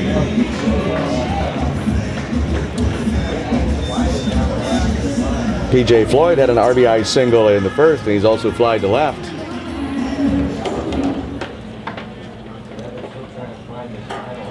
The pitch from Getman. Ball 1 outside. HarbourCats looking to snap a 4-game losing streak here this afternoon. And that's taken low for a ball by Floyd.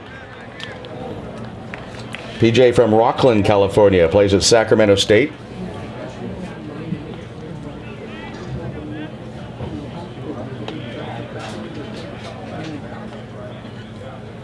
The pitch by Getman. And a foul straight back.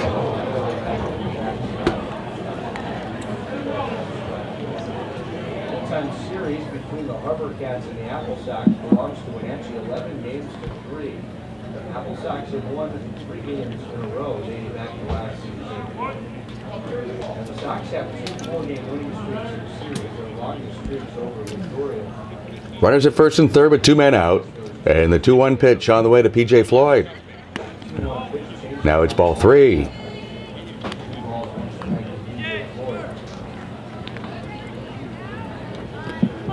HarbourCats will be in North Central Washington against Wenatchee on the BC Day long weekend, July 31st, August 1st, August 2nd. As Floyd takes ball 4. 4th walk allowed this afternoon by Getman. It matches his season high. And we hope you come to see us, as Go Live broadcasts on that August long weekend will be televising all the BC Premier League championship games that weekend. Victoria Eagles will be hosting to the best high school players in BC. At least those involved in the Final Four will play right here at Sports Traders Diamond during the August long weekend. And you'll be able to watch those games. Everything set up for the Diamonds. Well, the big prize already in the field. It's ready to go. We're playing right now with AJ Prozac with a quick mound visit for CJ Getman, as the bullpen is in use at the moment.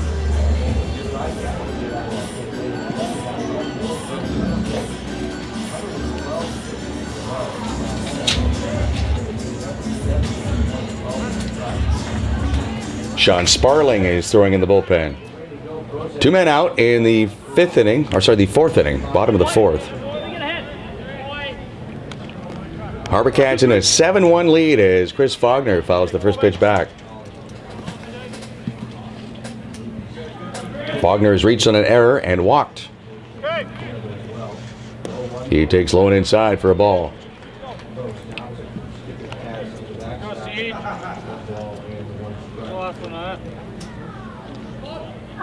Bases loaded for the HarbourCats with 2 men out in the fourth. Faulkner takes low for ball, and it's 2-1.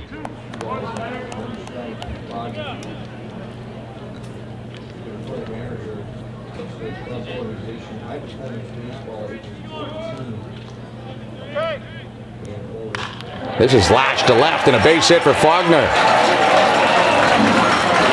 And a throw to the plate by Nyquist, and out at the plate is Thorson as he ran through a stop sign.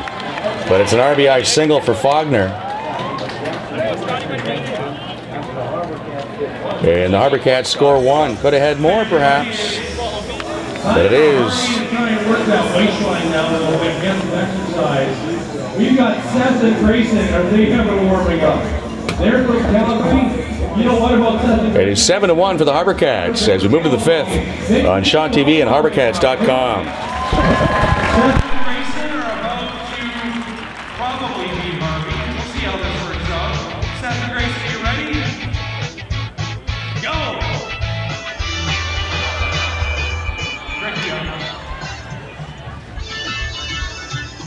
We think Harvey needs to practice more, don't you? Harvey, you're losing big time. Seth and Grayson, don't thank you. That's the Beacon Drive-In Harvey base race. Serving up smiles year round since 1958, Beacon Drive-In. Those winners today getting gift cards. Beacon Drive-In is my street. Now on the score Monday day. Baseball here in Victoria. All right, folks, if you want to win a $500 card to Home Depot, you get a HarbourCats University card and win free for our HarbourCats customer loyalty card with Lioness. Find us here on the golf course.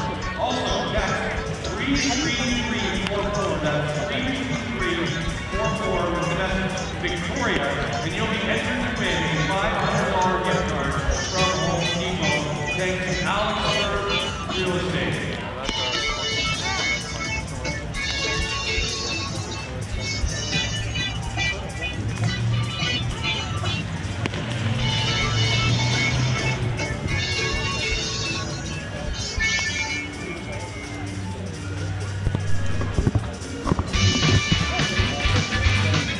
It is 8-1 for the HarbourCats after 4 innings of play. RBI signal for Faulkner. And then being cut down at the plate was Jackson Thorson.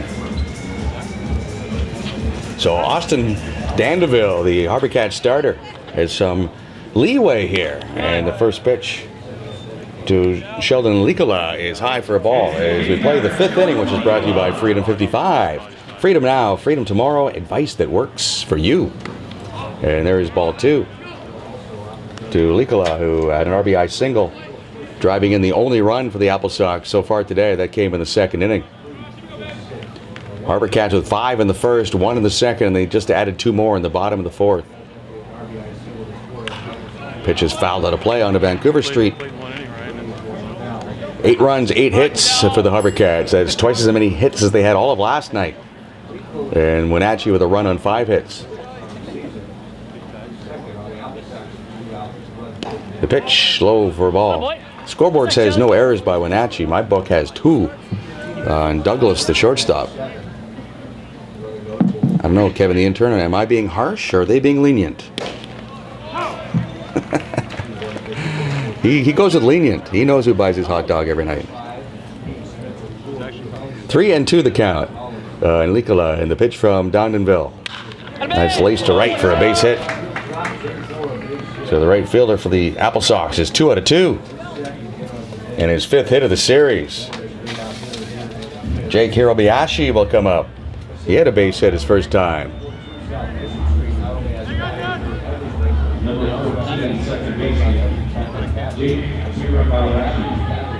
Corey LeBrun coaching at first base, and if he's like me when I coach first base for the Victoria Eagles and you're down by a bunch and you get a hit, you just tend to say the same thing every time. Hey, we got to start somewhere. No one's ever hit a 7-run home run in the history of baseball. There's the pitch, and it's strike 1. Number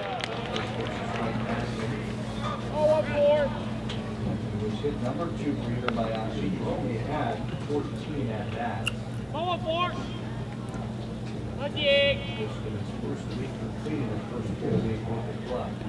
The 1-strike pitch is a breaking ball in tight, and it's 1-1. Our trivia question today brought to you by the Alzheimer's Society BC. There's a rising tide of dementia in BC, but there is hope if we act now, and you can learn more by logging on to www.alzheimerbc.org. This message made possible by Lisco Irrigation and Landscaping. The pitch is low for a ball.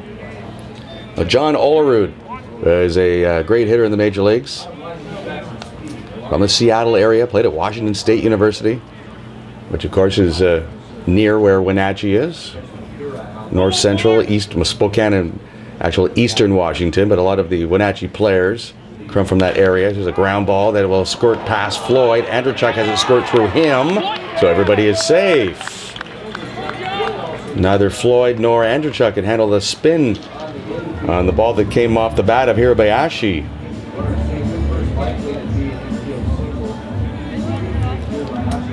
And back to the top of the order, and Joey Jansen.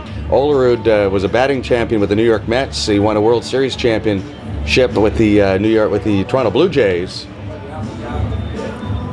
But he was known for wearing a batting helmet even when he played defense at first base. He was a very slick fielding left-handed first baseman. A lot of people only talk about the hitting prowess of John Olerud in the 90s. As here's a bouncer by Jansen, and that's going to get past Andrechuk into right field. And down by 7, and nobody out. The Applesox will play conservative and stop their runner at third. They now have the bases loaded.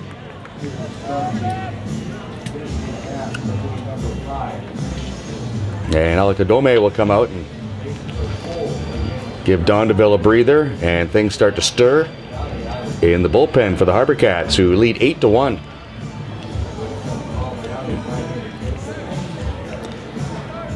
So in the bottom of the 5th inning, we will tell you why John Olerud wore a batting helmet when he played defense.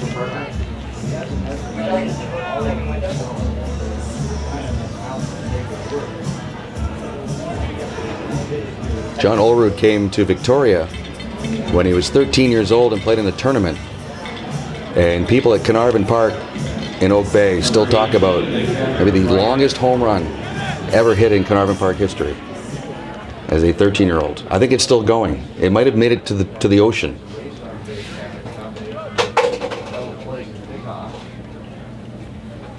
Bases loaded, nobody out for Wenatchee in the top of the 5th as they try to get themselves back into this ball game. They trail 8-1. The pitch by Dondonville is knee-high for a strike to Ryan Crow, who has walked and grounded to second this afternoon. Overcast, but no wind, kind of a muggy, almost like an East Coast day here in the capital city of BC. Andrechuk will go to second, and that's all they'll get. It's now 8-2 as Likala scores, and Crow picks up an RBI on the fielder's choice.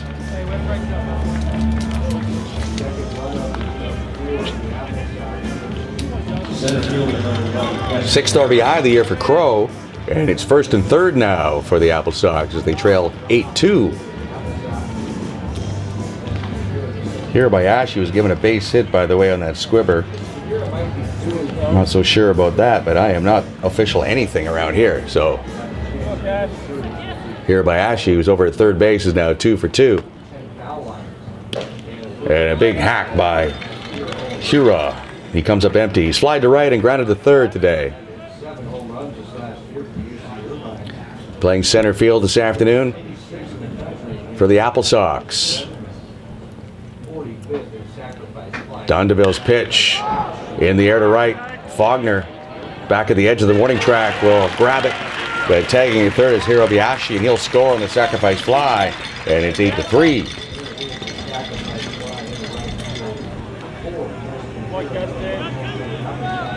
Mitchell Holland is struck out and grounded to short.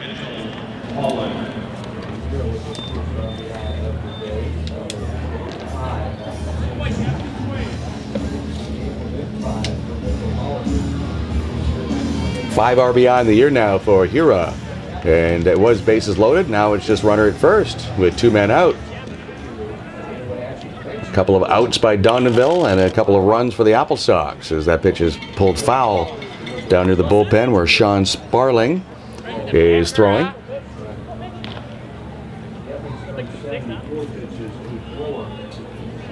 Hit totals are even at 8. But as the HarbourCats leading in runs 8 to 3. Breaking ball smothered by Thorson. 1 ball, 1 strike with 2 outs and a runner at first.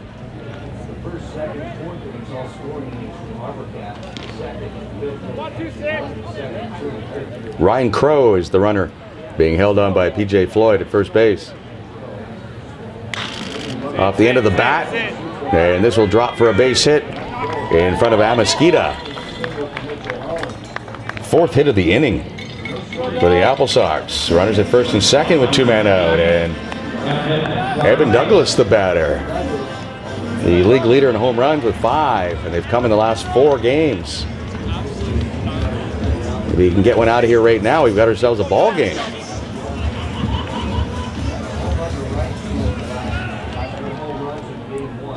Left-hand batter, and all of a sudden the flags are starting to move out in left field. First time we've had any kind of breeze today, but it's coming in, which is strange for this part of town at this time of year.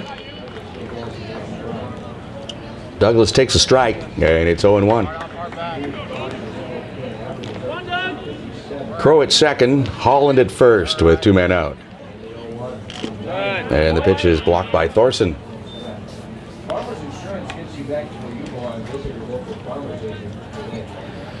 The Barclays Fine Jewelers Diamond Dig will take place after this game, and someone's going to win a $1,000 gift certificate presented by Black Press and Barclays Fine Jewelers in Oak Bay. Swing and a miss by Douglas. So our thanks to Jeffrey Beatty at Barclays Fine Jewelers, and Myra Lawrence will be your hostess for the Diamond Dig. First in HarbourCats history, which will come up immediately following the ball game here at Sports Traders Diamond. The pitch is outside for a ball.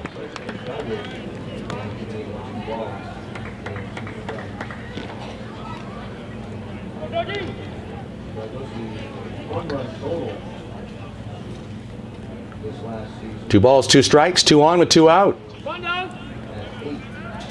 And the pitch up for ball 3. So the runners will be on the move.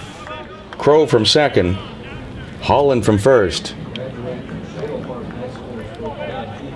Mitch Holland at first base now with 17 hits in his last 11 games. As the runners go and the breaking ball is outside. So again, the bases are loaded for Wenatchee. As Austin Dandeville is walking the tightrope here in the 5th, trying to hang in there long enough to qualify for a win. But you know, his manager, Greg Merritt, would love to get him to qualify, but the team itself needs a win. They've lost 4 in a row and are at 7-13. Only the Klamath Fall Gems and Corvallis Knights have a worse record in the entire West Coast League than the HarbourCats right now. And the pitch, a strike. And in talking to Greg Merritt after the game last night, he takes the losses personally, as does his entire staff. They're not used to losing.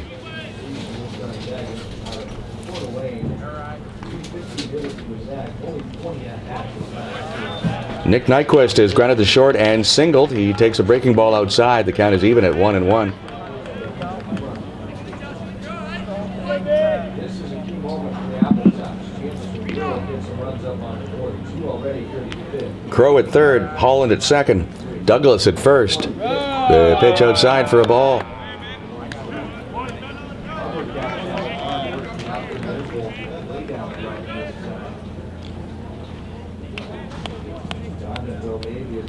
Approaching the end of the road.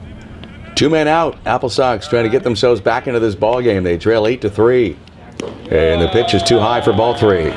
3-1 now, and there's no place to put Nyquist with Scott Hilpert in the on-deck circle, who has struck out twice today.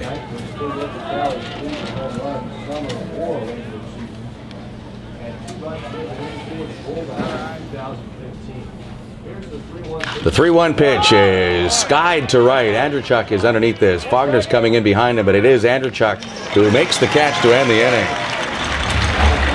2 runs on 5 hits. Sigh of relief for Dandeville as we're halfway home with a score 8-3 for the HarbourCats on Shaw TV and HarbourCats.com.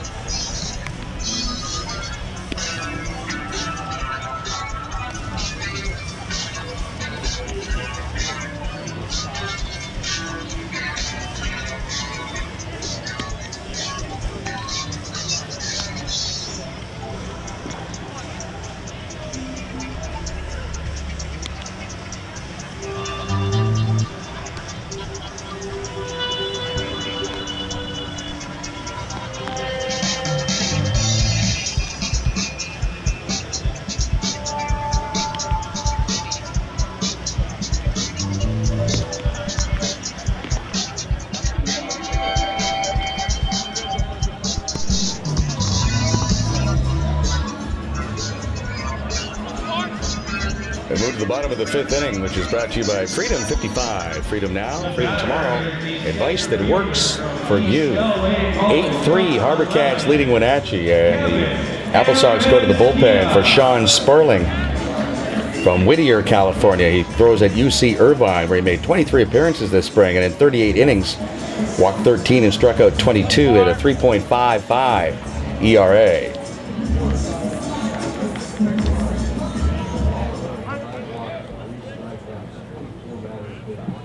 Kevin Amasquita with a 3-run homer in the first inning, gets a changeup to start things off and comes up empty. Amasquita's first West Coast League home run came off the starter C.J. Getman. This is hit softly to Hirobayashi at second base, and there's one out. Getman in 4 innings gave up 8 runs on 8 hits, walked 5 and struck out 2.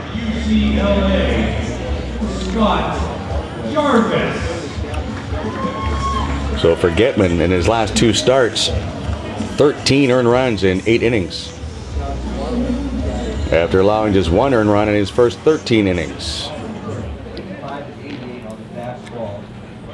Scott Jarvis has struck out and grounded to short. He takes knee-high for strike one from Sparling. 8-3 HarbourCats in the bottom of the fifth. The pitch is a strike. A trivia question brought to you by the Alzheimer's Society, British Columbia. Your support provides confidence, offers compassion, creates friendships, and gives hope. The Alzheimer's Society of BC. And that message is made possible by Lisco Irrigation and Landscaping, as Nyquist will throw across and retire Jarvis. John Olerud, great hitter with the Blue Jays as a World Series champion. Won a batting title, hitting .366 for the New York Mets. From the Washington State area. But he wore a batting helmet when he played first base in the field, and people often wondered, why would you wear a batting helmet in the field? Well, it turns out he had a brain aneurysm when he was a youngster. His father was a surgeon. His father did the life-saving surgery on his own son. And so just to protect his head, essentially, after having surgery, he started wearing a batting helmet as a kid. And once he got to the big leagues and all healed and all good, he was just always comfortable just wearing his batting helmet, whether he hit or played in the field.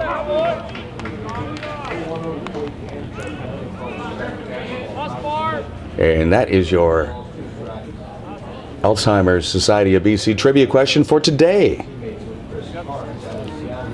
It'll return on Tuesday night when the Langley Blaze are here, and then Wednesday afternoon on Canada Today as the defending senior champions, of which Greg Merritt, HarbourCats catcher, manager today, catcher on the Blaze this summer.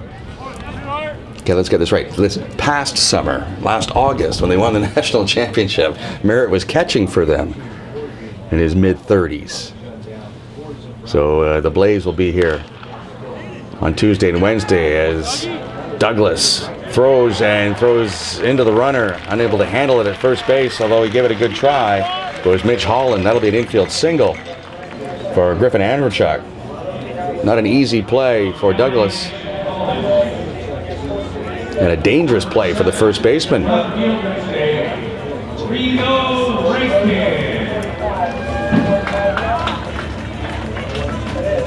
Reno Rankin has been hit by a pitch and scored, struck out, doubled and scored. So officially 1 for 2. 8-3 HarbourCats leading as we play in the bottom of the fifth inning.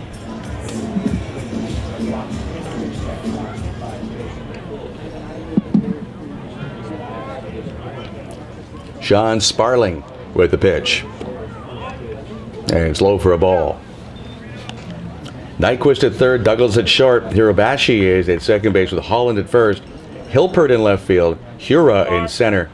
Licala in right field. And Crow is the catcher for the Wenatchee Applesox. 9 hits apiece. But the HarbourCats lead 8-3, and Rankin takes one at the top of the strike zone. 1-1 the count.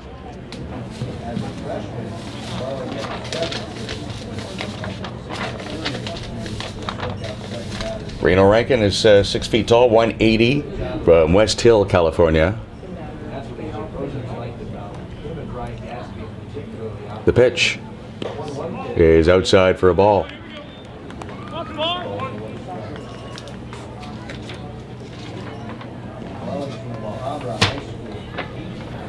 Wenatchee, Washington, the largest city in Chelan County in north central Washington. Population of about 32,000. Apple capital of the world, they claim. They've been growing apples there since the 1870s. And the first commercial orchard was set up in Wenatchee in 1884. Applesox began in 2001 and we're a founding member of the West Coast League in 2005. They came here in 2004 and played against a college team that was put together here by yours truly.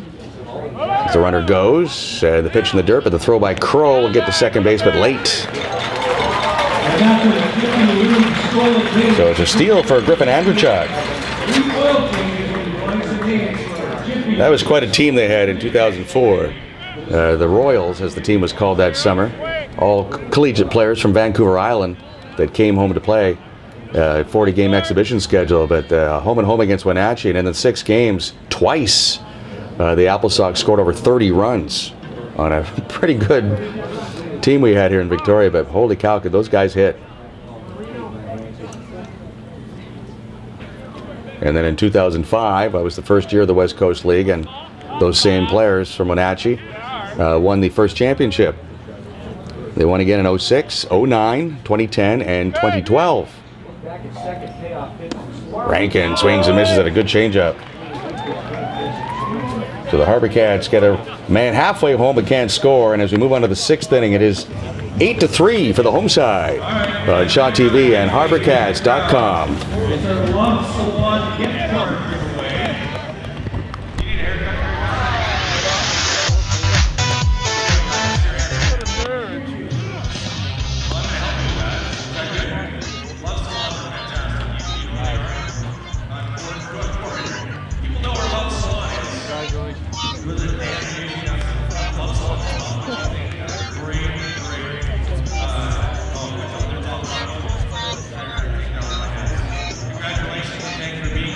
You won the Love Salon gift card. Go and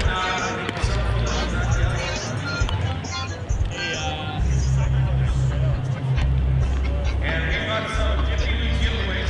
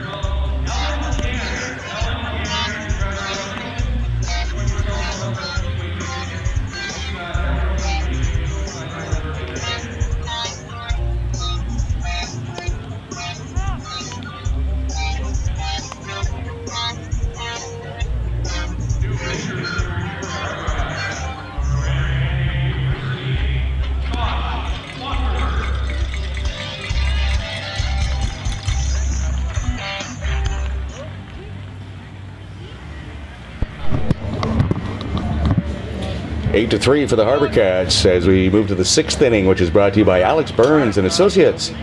Island Investing, made easy at victoriarealestate.com. Scott Hilpert has struck out twice today. That was against the starter, Austin Dandeville. His day is done as Josh Walker is now on the mound. And the pitch high and away, ball 1 from Walker.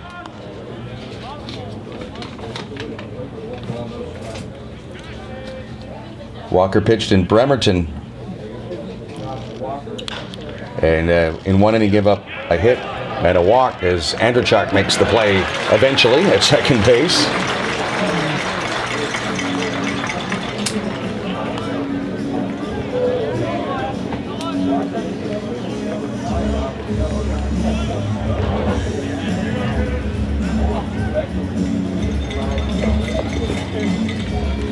Walker making his 9th appearance, 7th out of the bullpen in 14 innings. He's allowed 16 hits. He has walked 9 and struck out 19 in 14 innings of work. He's 0-2 on the year. ERA of 3.85, and he fires a strike to Sheldon Likola, who is 2 for 2 on the day, and the count is now 1-1.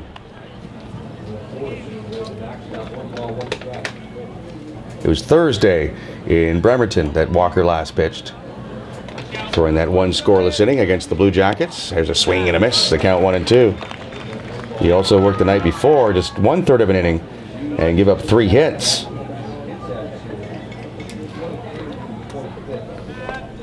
And in fact, he pitched in all 3 games at Kitsap as he opened the series by throwing 2 innings of relief. So he's had the last couple of games off. And the count is 2-2 now on Likola. This is fisted over the head of Andrzejczyk into right field, and the right fielder is 3 out of 3 for the Applesox here this afternoon. They have 10 hits now, but Wenatchee still trails 8-3. Jake Hirabayashi is 2 out of 2, so the number 8 and number 9 hitters have combined to go 5 for 5 this afternoon.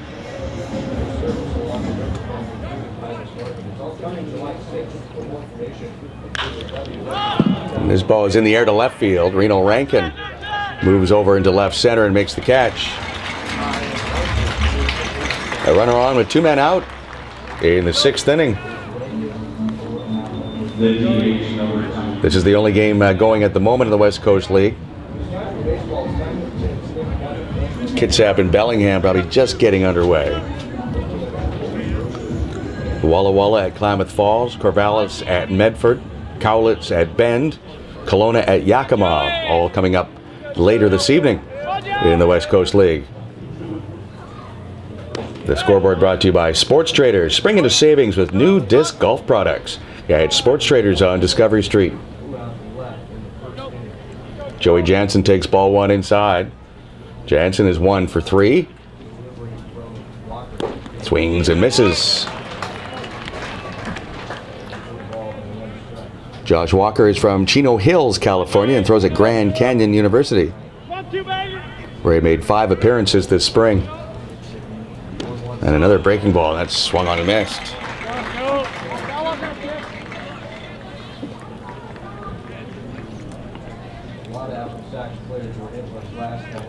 Cowlitz and Bend actually did start at the same time as we did today. They snuck that by me, and it's Cowlitz having a big day as the Bend Elks are seeing a 10-game winning streak in jeopardy. They're losing in the 8th inning, 8-3 to the Black Bears. And Kitsap and Bellingham are just underway. On the Sports Traders scoreboard, runner goes, and the breaking ball hits Jansen. So he had 2 strikes on him, and the breaking ball hit someone on the foot. So it's 1st and 2nd now. Ryan Crow will come up. He's 0 for 2, but he does have an RBI.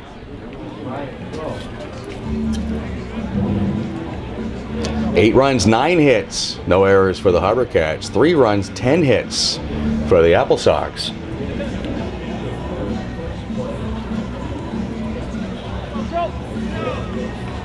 Big blast in the game.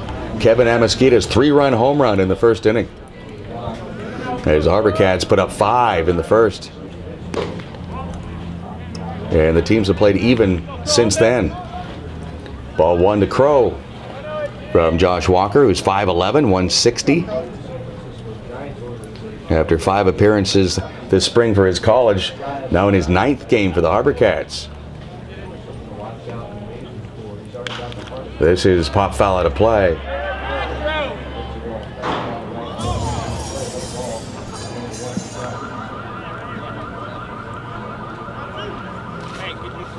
$1,475 here last night, 1,393 on Friday.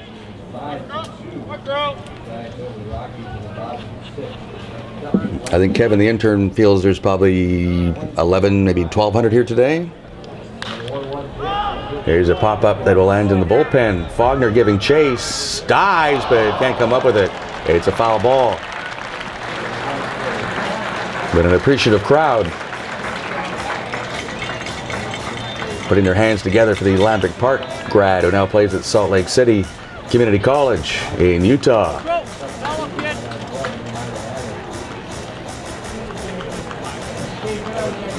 A ball and 2 strikes with 2 outs on Ryan Crow. 8-3 HarbourCats in the 6th inning.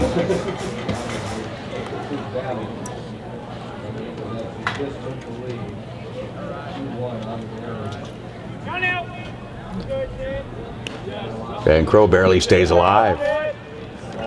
Yakima is leading the East Division with a record of 13-6. They're a game and a half up on Kelowna. And Bend with that 17-3 record starting play today, although they're losing this afternoon, but still 17-3. They've got a big lead over Medford. And here in the West Division is Bellingham at 12-8, a game and a half ahead of Kitsap, who are 9-8, 2.5 up on Cowlitz, who are 8-9, and then the HarbourCats 5 games back at 7-13, starting play today as Crow hits one on the ground to Jarvis, and he boots it. Jarvis guilty of peeking to see where that runner was. You could just see he wanted to field it and flip it to Andrzejczyk, but he peeked first. And as soon as he did that, that's when the ball arrived. So Crow aboard on the air. Applesox still alive here in the 6th inning. Keston Hira will get a chance to bat. He had a sacrifice fly his last time up. He's grounded to third and flied to right. So Thorson will go to the mound and make sure Walker is calmed down. Basically telling him, you did your job. That was a great pitch. Do it again and we'll get out of here. Merritt signaling down to the bullpen. He wants some action.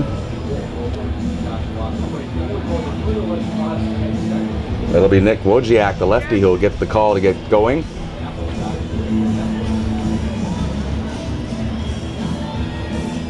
Eight to 3, HarbourCats leading, but it's still just the 6th inning. And the Applesox have been pecking away here. 3rd time they've had the bases loaded. They're just one big swing away from getting right back into this thing. So Walker trying to diffuse things here in the 6th as his defense just let him down.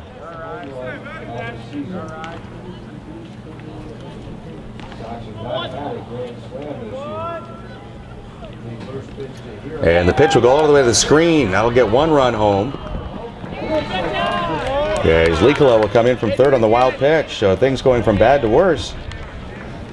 First the error, and then the wild pitch. So it's 8-4 HarbourCats in the 6th inning. And Wojciak is getting ready in a hurry down in that right field bullpen. The pitch on the way from Walker. And this is popped up. Faulkner and Andrzejczyk, and neither one will catch it. It drops in for a hit. And it's 8-5 as Crow comes in.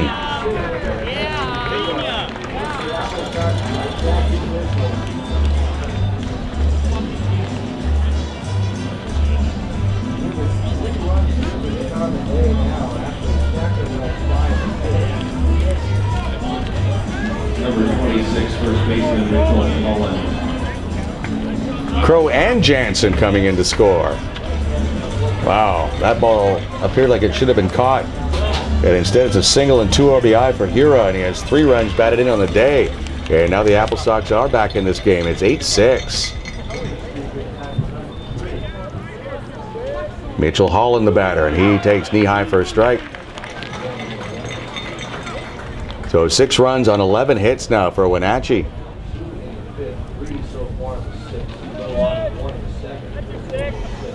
2 men out. Josh Walker with the pitch. And that's chopped foul.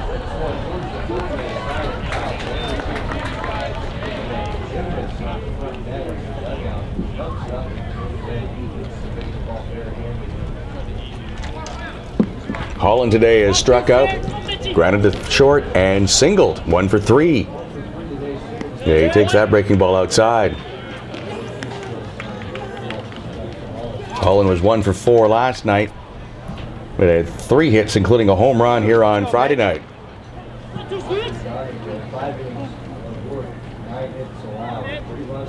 Runner at first base with 2 men out, and Holland chops one deep at third. Gretler will field it, and the long throw will one hop it, get there in time, and it's handled by Floyd for the out.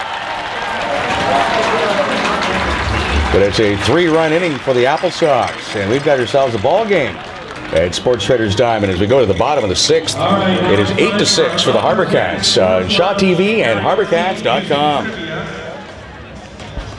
This is going to be fun.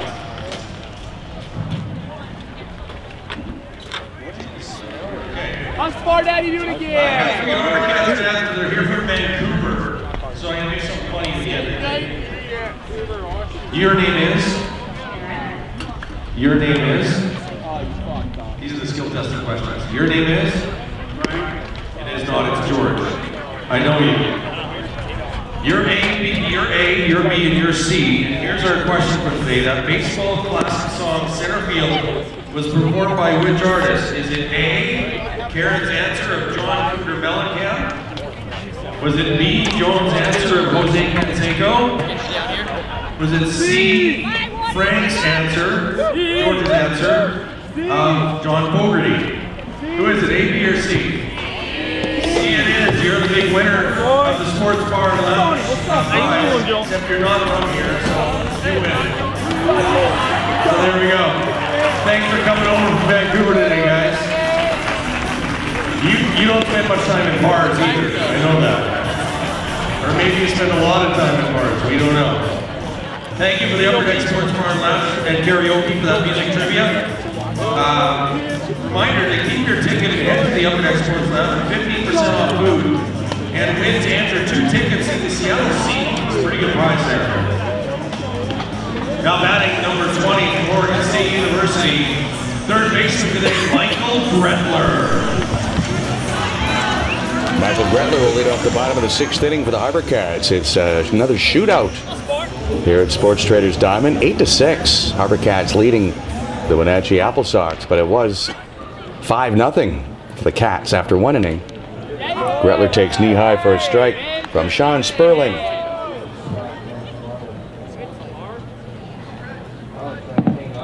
Gretler has walked twice, scored twice, and struck out. And he takes another pitch for a strike. It's 0-2. Jake Priest and then Jackson Thorson scheduled here in the 6th inning for the Cats, who take a break from West Coast League action Tuesday, Wednesday, and play against the Langley Blaze as Gretler bounces one past Nyquist. No, Nyquist will dive, catch it, but not throw in time. Gretler with an infield single. Good effort, though, at third base by Nyquist. I thought that ball was going to be in the hole and threw for a hit. Nyquist laid out, but Gretler was quick enough to pick up the 10th hit for the HarbourCats this afternoon. 8 runs on 8 hits against the starter, C.J. Getman.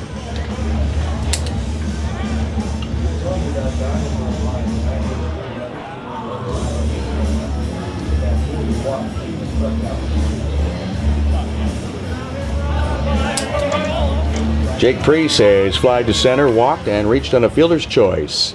Officially 0 for 2 on the day. Runner goes, and on the hit and run, the pitch is fouled out of play. Nyquist at third, Douglas at short, Hirabayashi at second base, Holland at first base. Defensively for Wenatchee with Hilpert in left, Hura in center, Likala is in right, and Crow still the catcher this afternoon for the Wenatchee Applesox, who came into this game at 7-10. 2-0 in this series against the HarbourCats, and 11-3 all time. Here's a throw by Crow, and they've got Gretler hung out to dry. Douglas racing him back. Now the pitcher's involved, and one number 20 will tag out another as Gretler kicks the first base bag.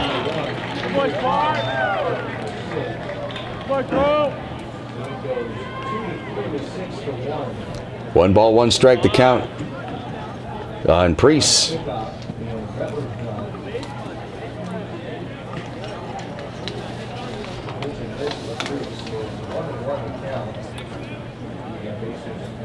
Priest is from San Juan Capistrano, and he'll be a freshman this fall at UCLA, and he gets hit by a pitch. So Priest replaces Gretler on the base paths, 1 man out. Jackson Thorson is 2 out of 3 today and has 3 RBI for the HarbourCats.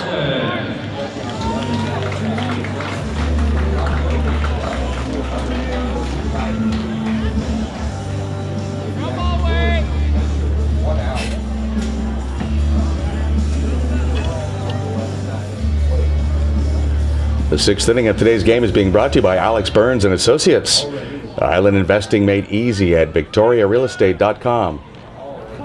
8-6, HarbourCats leading, and the breaking ball is in and over, strike 1. Wenatchee won 11-8 on Friday and 1-0 last night. And we're right back to the shootout here this afternoon. as there's been 14 runs on 21 hits.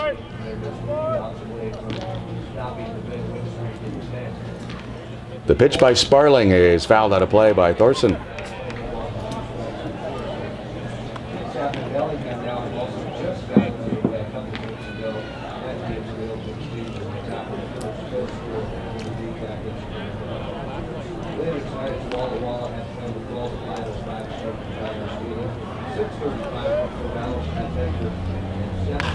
Yeah, the pitch is fisted down towards the Wenatchee bullpen. Nyquist giving chase, but it'll bounce safely and foul. So Thorson will continue to hit with a count of no balls, 2 strikes, and 1 man out. Jake Priest at first base. HarbourCats leading by a pair now. Their 5-run lead has been cut into by the Applesox. Wozniak continues to throw in the bullpen for the HarbourCats. I expect to see him on the mound in the top of the 7th. The Applesox bullpen is vacant at the moment. The pitch, and that's bounced back through the middle and off the glove of Kobayashi into center field. And getting to third is Priest, so it's HarbourCats on the corners with 1 man out.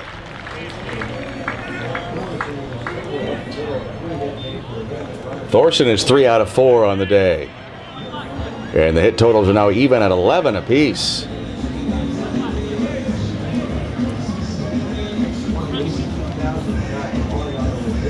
From Sacramento State, PJ Floyd is 1 for 2. PJ Floyd. Floyd had a first inning single that drove in a run, and he has scored. He's also flied to left and walked.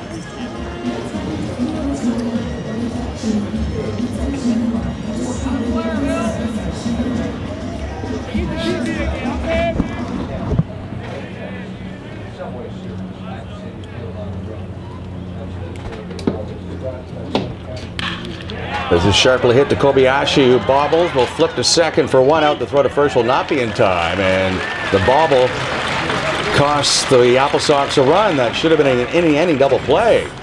Instead, Priest is home, and it's 9-6.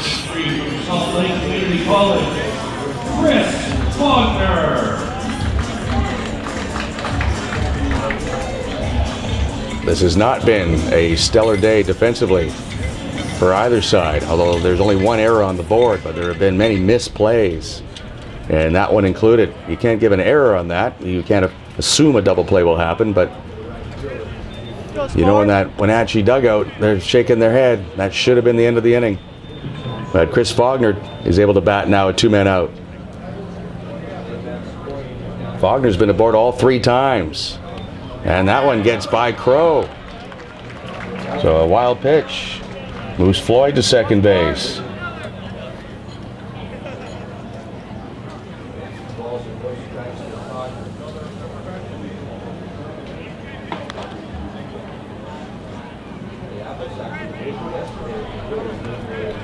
Officially, Faulkner is 2 out of 2.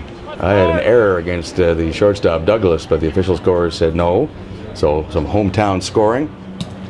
Faulkner will be happy about that.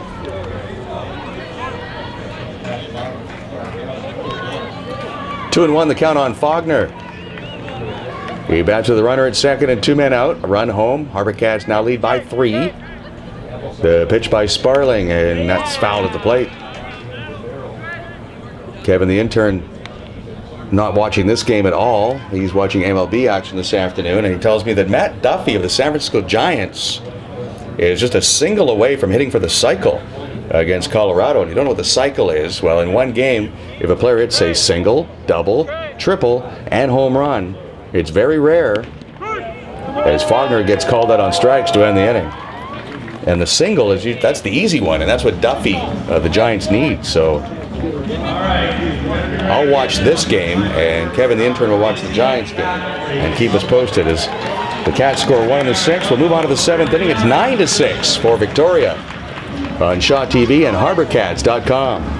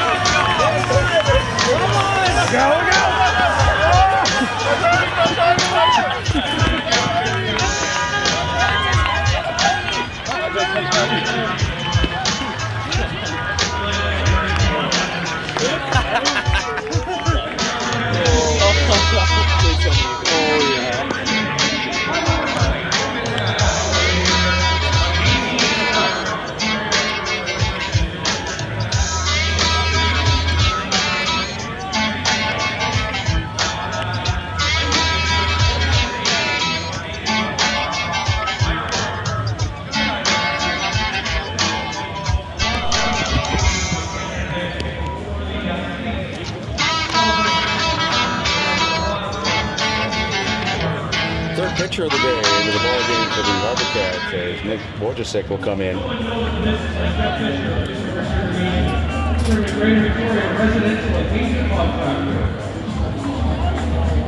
League best 10th appearance for Wojcicki. 11 1/3 innings, 17 hits allowed, walk 7, 14 strikeouts. ERA is a fine 2.38.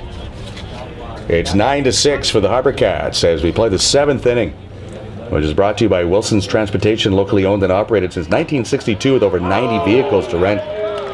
And the first pitch to Evan Douglas is strike one. Douglas 3 for 3 today, a double and 2 singles.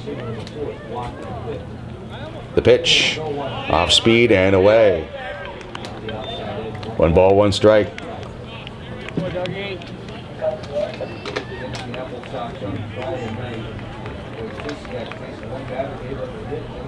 Douglas 3 for 11 in the series.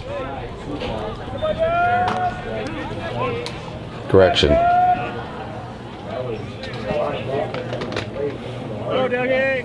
He has 6 hits in the series. He has 3 home runs in this series, and he swings and misses. Douglas with a home run last night, 2 home runs on Friday. 5 for the year, tied for the league lead. And nothing but pitches away from Wojcicki, who throws at Pepperdine and is from Scottsdale, Arizona.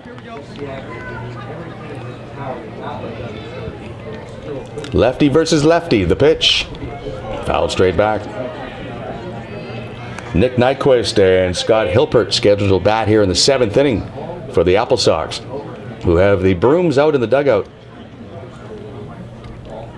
Cats trying to keep them there after Wenatchee won 11-8 on Friday and 1-0 last night. It's the HarbourCats looking for a getaway day victory. And this is looped foul. Gretler will race over but run out of room.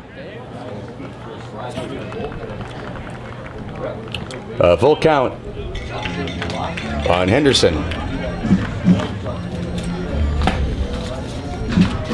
Sorry, Douglas.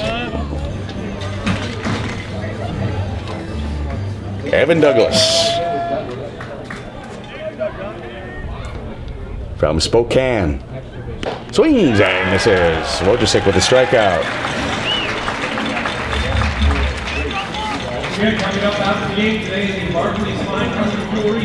Nick Nyquist is 1 out of 3. Each team with 11 hits. HarbourCats lead the game 9-6.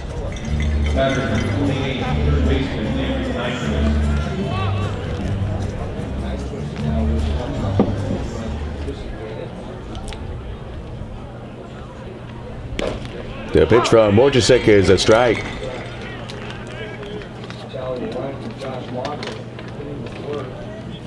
On Friday night, Wojcicki faced just 1 batter, and that was a squeeze bunt base hit.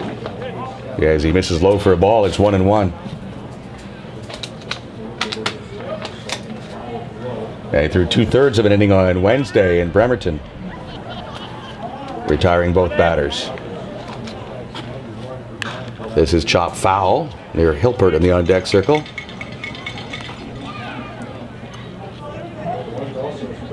A ball and 2 strikes. Nyquist.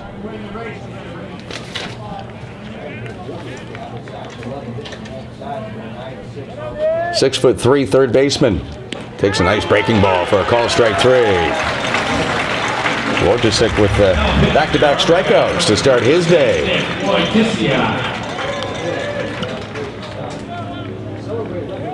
And it's Scott Hilpert who has struck out twice and grounded to second. 9-6, HarbourCats leading as we play in the 7th inning.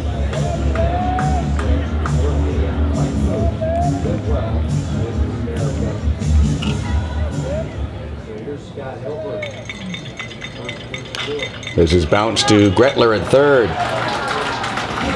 And on target and in time with the throw. So Wojcicki has a 1-2-3, 7th. They'll do the stretch here at Sports Traders Diamond. It's 9-6 for the HarbourCats.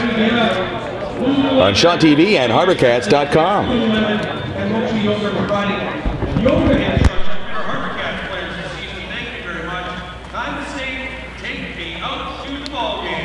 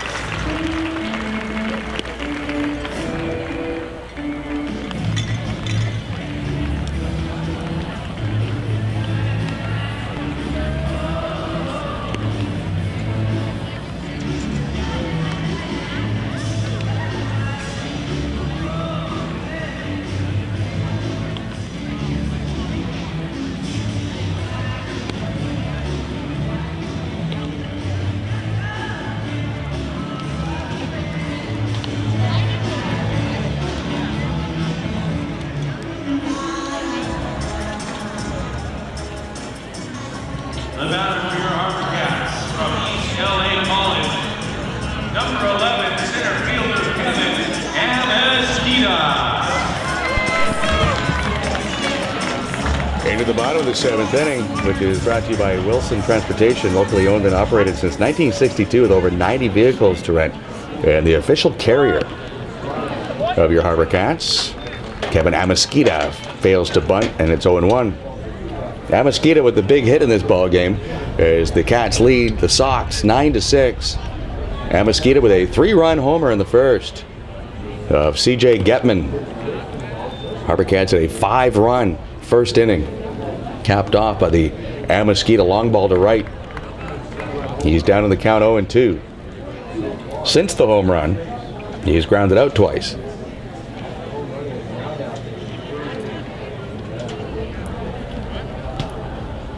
The pitch from Sean Sparling is low for a ball. Sparling making his 4th appearance for Wenatchee, all out of the bullpen. He's had 7 innings of work starting today. Walked 1, struck out 5, and given up 5 hits in 7 innings. And the ERA 0 as Amesquita swings and misses. Strike 3. So the run that was scored last inning by the HarbourCats, the first allowed by Sparling, as a Wenatchee Applesox.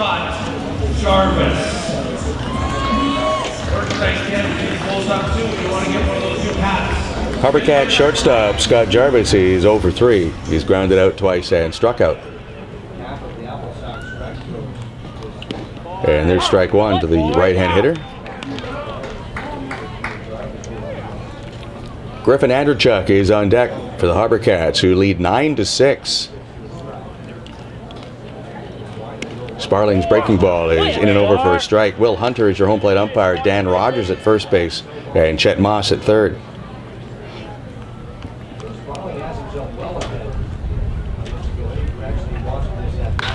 This is grounded to Nyquist at third. And the throw across on target to end in time. 2 up, 2 down in the 7th for Griffin Andrechuk, who was singled twice and lined out to short. Second baseman, Seattle University product, Griffin Andrechuk. Andrechuk now 4 out of 13 for the HarbourCats. That's a .303 average.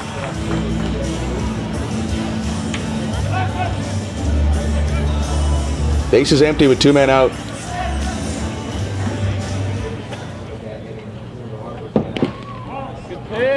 And the first pitch outside, ball 1 from Sean Sparling.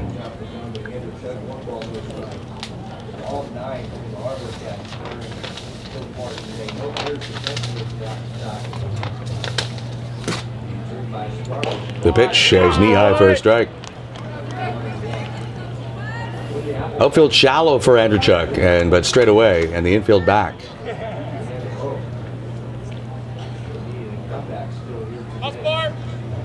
Each side with 11 hits. HarbourCats lead 9-6. And the breaking ball is too tall.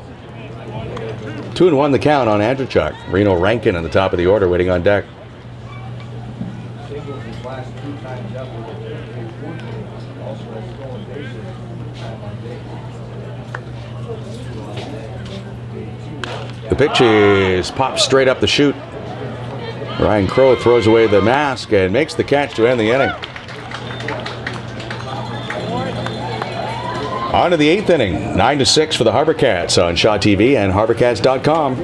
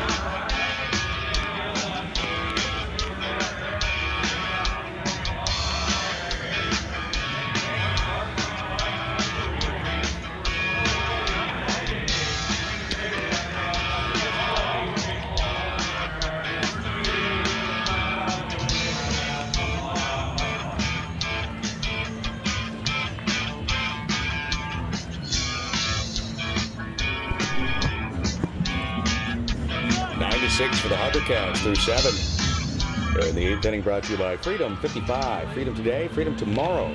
Advice that works for you.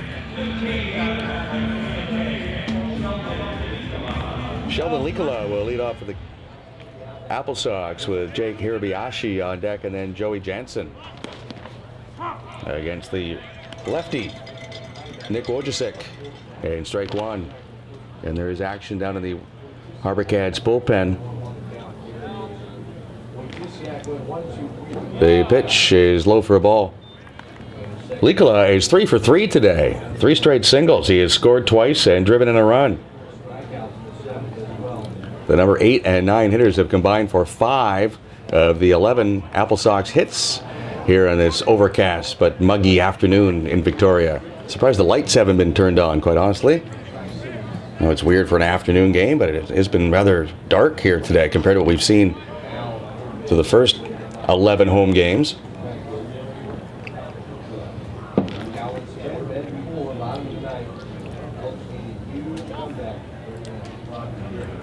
Two balls, 2 strikes. The count on Likola.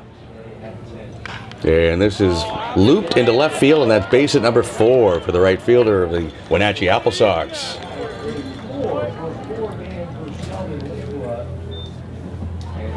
And by the way, Duffy of the Giants did not hit for the cycle, at least not yet. He failed in his 4th attempt. All he needed was a single. He's got a triple, a double, and a home run today for the Giants against Colorado. But he failed to get a single in his last time up. So he's got a 3-hit day, but he has not yet hit for the cycle. But it's in the 8th inning, so it's doubtful. But Madison Bumgarner, the pitcher of the Giants, who's throwing a gem as usual, has hit a home run, his 2nd of the year. As Hirabayashi holds, according to Dan Rogers, at first base.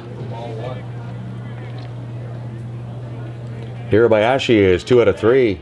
Couple of singles. He's scored a run and fly to left. Applesox, their highs, they've had 4 individuals get 5 hits in a game. The pitch is low from Wojcicki. Matching Wyatt Mills of Yakima is Wojcicki with his 10th appearance of the season. 9-6, HarbourCats leading Wenatchee in the 8th inning. The pitch is at the knees for a strike. Joey Jansen and the top of the Applesox batting order waiting on deck.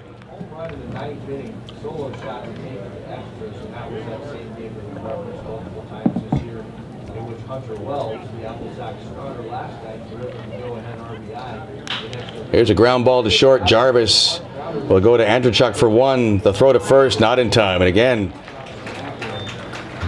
the defense has just not been sharp for either side. That was a bobble by Jarvis on a routine double play ball, but he couldn't get his ball out of his glove. And by the time he got it to Andrzejczyk, that gave Jansen the step he needed to be safe at first. One on with one out, and Joey Jansen, the batter, who is 1 for 3. There's only one error been charged in this game, but many misplays. 9-6, HarbourCats leading. And the pitch in the dirt, reading that well is Hirabayashi. The throw by Thorson is flagged down by Jarvis. That'll be a wild pitch charged to Wojciech.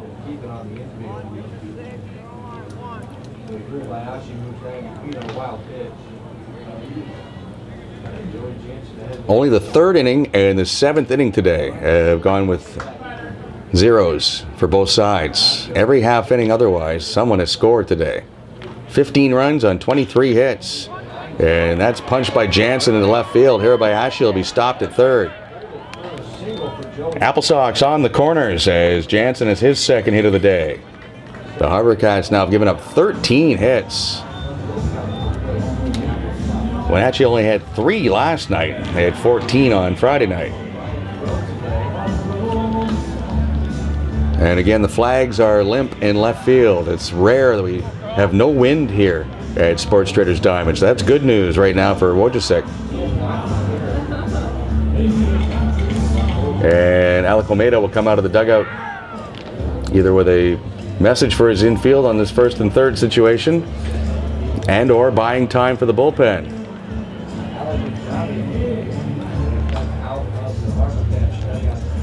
What's on tap for the HarbourCats? Brought to you by the Tally Ho Sports Bar and Grill. Sports for him, dancing for her. It's perfect at the Tally Ho Sports Bar and Grill.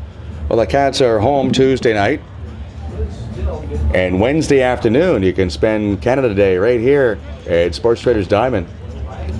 Fireworks on Tuesday night after the game against the senior champion Langley Blaze, of which manager Greg Merritt was a member last August when they won that national championship.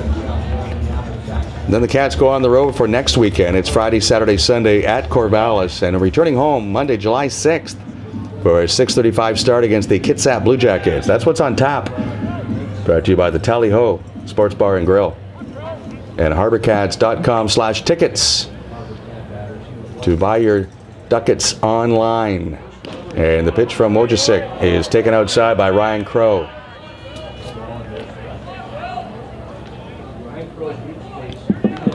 Hirabayashi at third base, Jansen at first base for Wenatchee, who trailed 9-6 in the 8th inning. The pitch, and that is taken low, says Will Hunter. Outfield very shallow for Crow.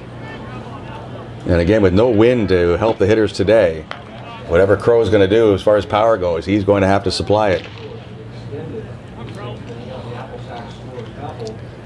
Wojciech with the pitch, and that's chopped. Wojciech will field this. He throws off balance, and the throw not in time. Ooh.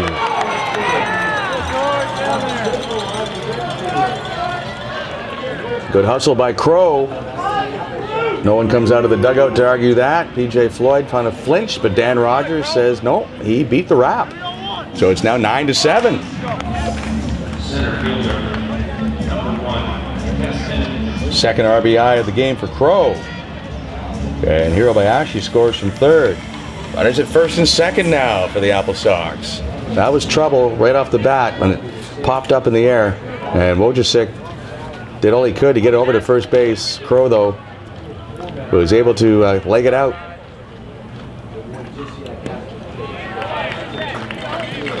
And Keston Hura bats. He is 1 for 3 on the day with 3 RBI.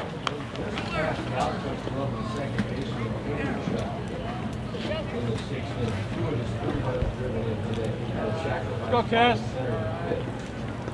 Wojciech with the pitch, and this is sent into right center field. Chris Faulkner settles under it, makes the catch.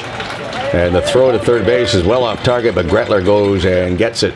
So it's first and third now for Wenatchee as Hura flies to right.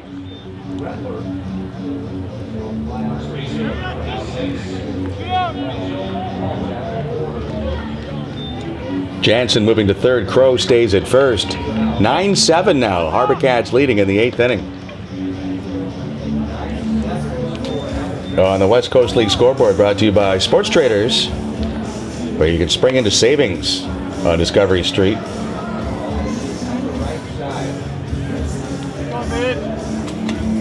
10-4 for Cowlitz, so it looks like Bend is going to have that 10-game winning streak snapped. Elks batting in the bottom of the 9th. Black Bears looking to even their record at 9-9. And after 2 innings in Bellingham, Kitsap and the Bells are scoreless, with Walla Walla at Klamath Falls, Corvallis at Medford, and Kelowna at Yakima Valley. Still to come later this evening. Here it's 9-7, HarbourCats leading. And the pitch is smothered by Thorson, as Mitch Holland is 1 for 4 on the day.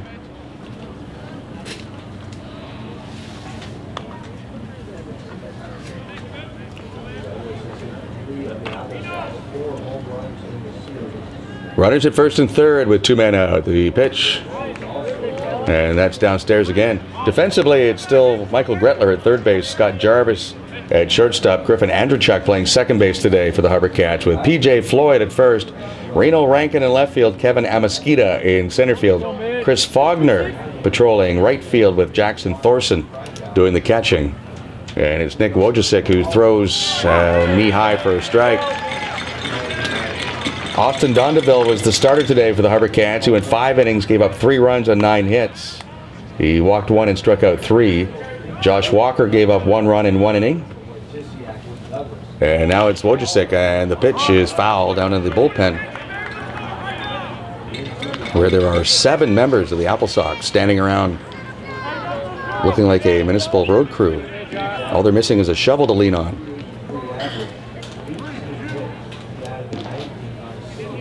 3-2 now. So Crow will be on the move from first base with 2 men out.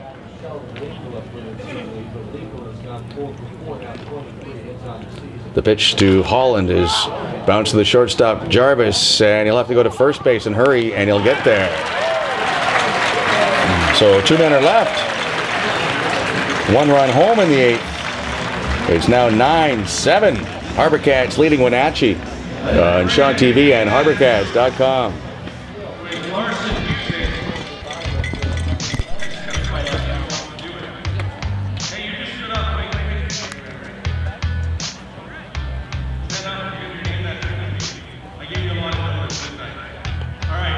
David is our music guy extraordinaire up there. David, what are you playing? I don't even know what to do this today, man, so good luck. I hope you know what to do.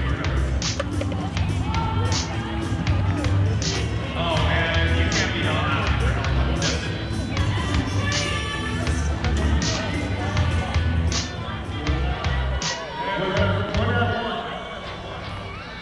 I'm not a funny one. Well, that's a song. Okay, congratulations. Larson Music, one of our great community supporters over here at Cook Street. We just want to give cars to them. Thank you very much for playing Larson Music. Name that tune. Thank you very much. And support for all the focus. Great. We got a 50-50 winner, Brad. Can you have that? We got to wait for Jason. He's getting it all ready up for us.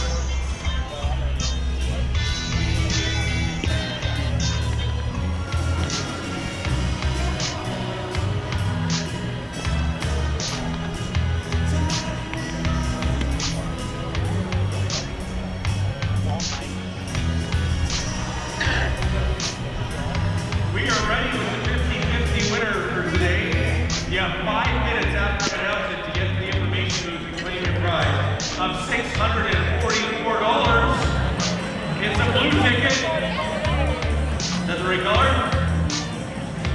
866113. 866113. Top of the order in the bottom of the 8th for the HarbourCats, who lead Wenatchee 9-7. as Reno Rankin steps in. He scored twice today. He's 1 for 3 officially. Facing Sean Sparling. And the breaking ball is taken for ball 1. Michael Gretler on deck, and then Jake Priest. And Hunter says ball 2.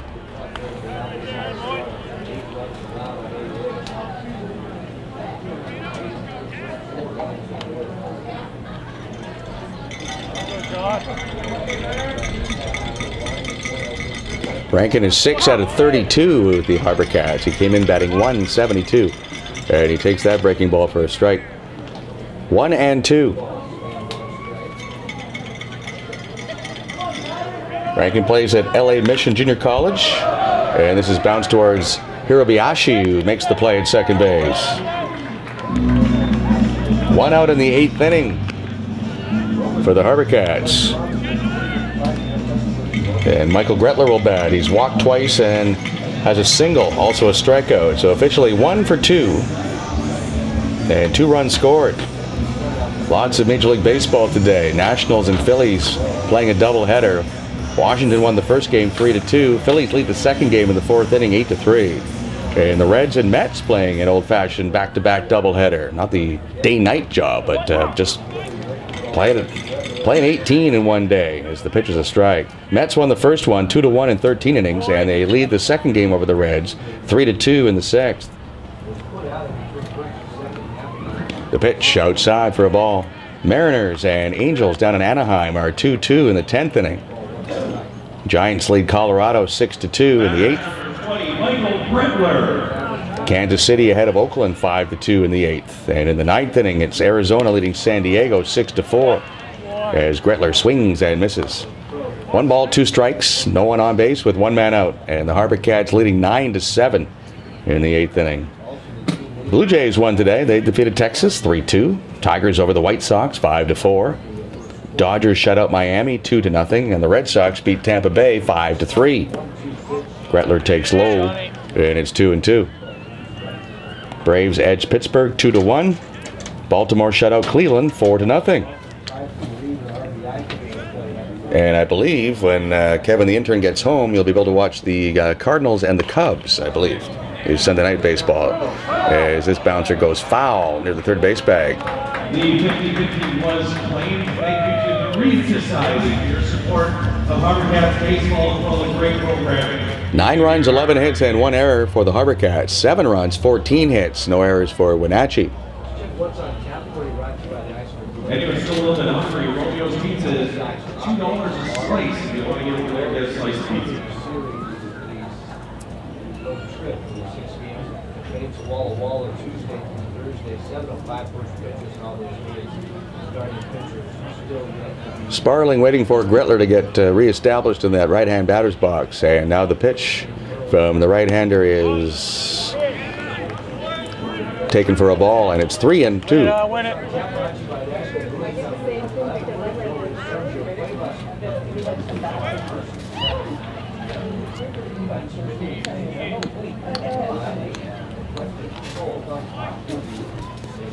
And this is hammered foul by Gretler. 1,114 at Sports Shredder's Diamond today.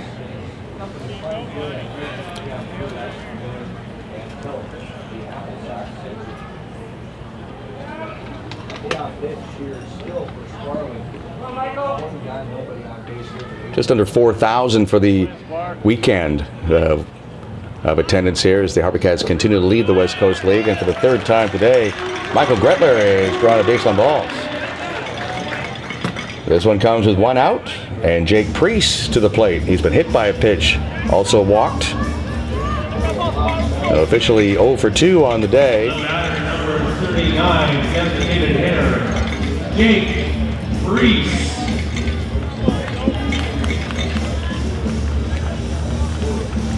HarbourCats 9 and the Applesox 7 in the bottom of the 8th inning.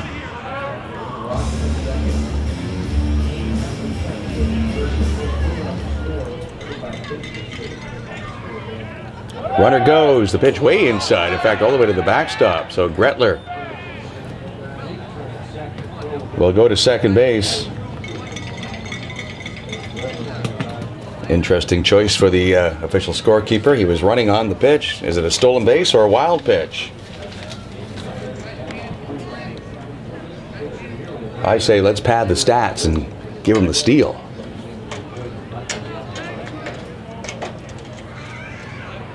Kevin, the intern, agrees, but I'm not the official scorer, so this booth means nothing in the big scheme of things. I want Gretler to have a stolen base, so that's what I'm putting down. Here's the pitch from Sparling, and that is low and outside for a ball. 2 balls, no strikes. Runner at second with 1 man out. HarbourCats had a 5-0 lead early. They have been outscored 7-4 since, but you don't take those 5 off the board that they scored in the first. So overall, the Cats have the lead on the day. Sparling's pitch is foul to the screen.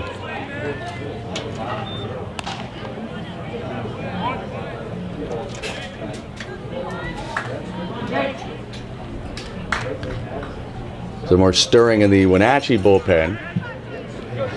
C.J. Getman through the first 4 innings for Wenatchee, and Sean Sparling has been in since. Contonio appears to be throwing in the moment here in the Wenatchee bullpen. And a balk has been called.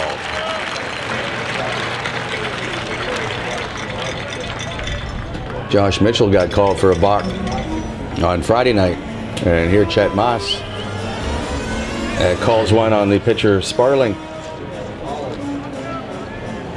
Made his first movement towards the plate and then decided to spin towards second. And that is a no-no.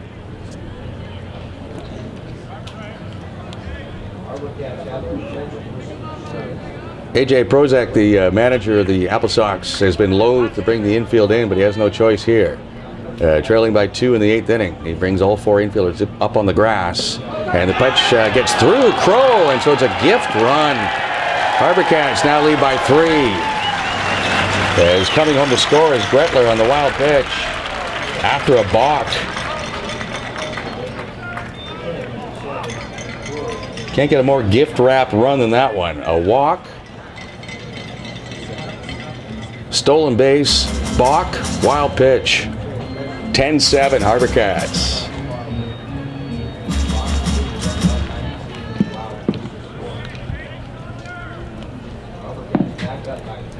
The pitch by Sparling. That's a breaking ball in and over.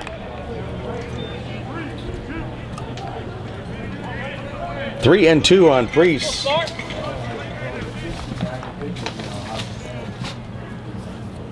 From San Juan Capistrano.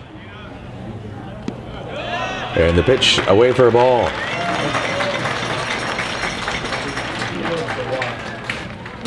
Fourth time today that Priest has been on base.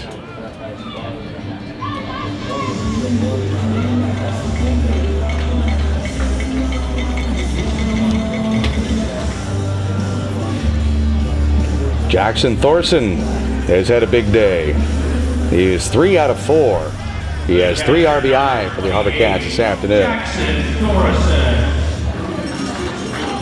Leading the team now is 16 runs batted in. He takes low inside. Oh, Crow has got the runner hung up between first and second. And they finally get it done. That was a very awkward looking rundown. But that's the second time today that a HarbourCats runner has been stuck like that. Not sure whether they're going or not going. It was Gretler earlier, and now it's Priest.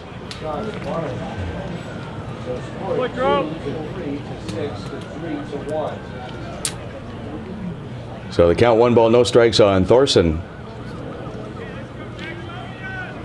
who has his 16 RBI to lead this club, but a long way from the league leader. Tyler Davis of Bend started the day with 27 runs batted in.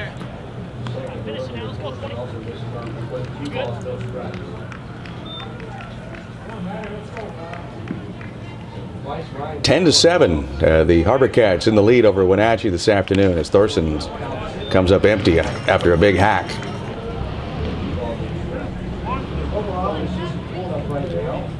Evan Douglas, Nick Nyquist, and Scott Hilpert are scheduled to bat for Wenatchee in the top of the 9th. And it looks like they'll do so against a new pitcher for the HarbourCats, as there's activity in that bullpen down the right field side.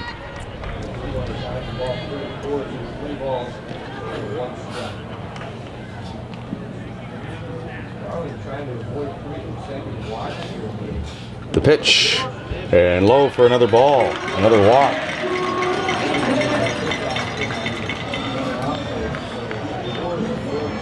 From Sacramento State, number 15, first baseman. That's 3 walks in a row from Sparling, and I think AJ Prozac has seen enough.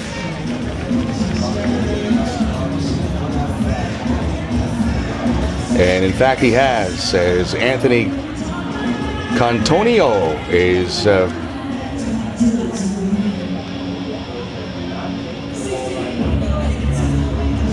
apparently going to get the call. We'll see. We haven't had it official.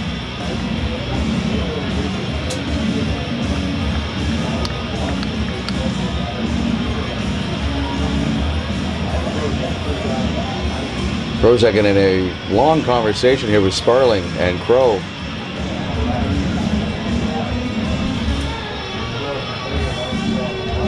And Will Hunter, the home plate umpire, wants to know what it is you're doing, Skip. Are we making a move or not? And apparently not. So Sparling able to talk his manager into staying into this ball game.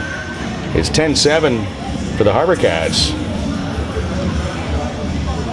Sparling has been out for 3 2/3 after CJ Getman started the game and threw 4 innings.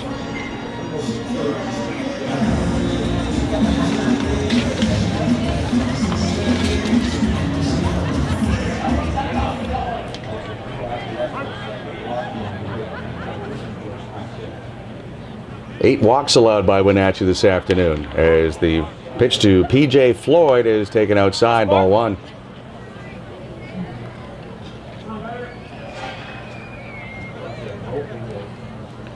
Floyd is 1 for 3. He's driven in 2 runs today. This is foul, backing out of play.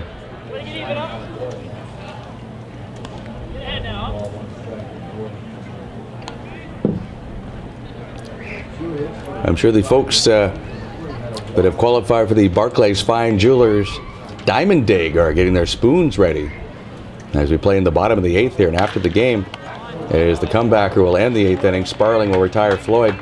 Someone's going to win a $1,000 gift certificate in the Diamond Dig from Barclays Fine Jewelers. So on to the top of the 9th. And the HarbourCats lead by 3 at 10-7 on Shaw TV and HarbourCats.com.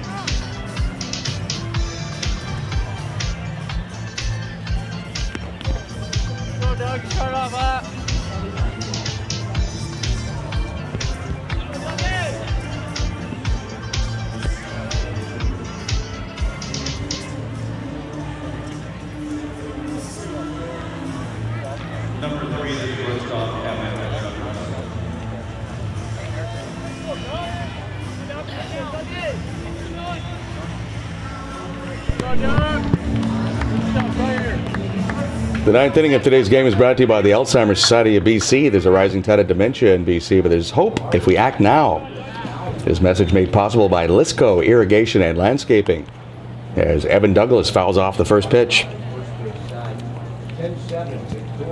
From which Nick Wojcik, 10-7 now. 10-7. HarbourCats leading by 3 as we play the ninth inning.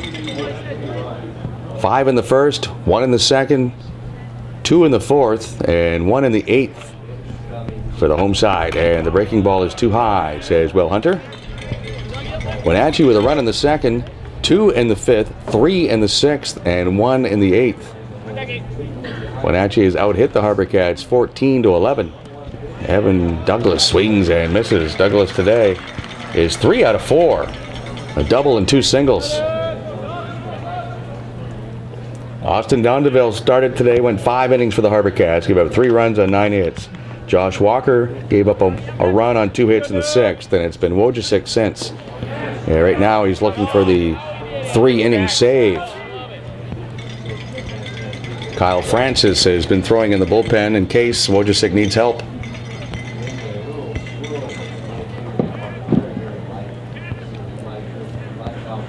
Two and 2 the count. This is popped up, and Jackson Thorson makes the catch.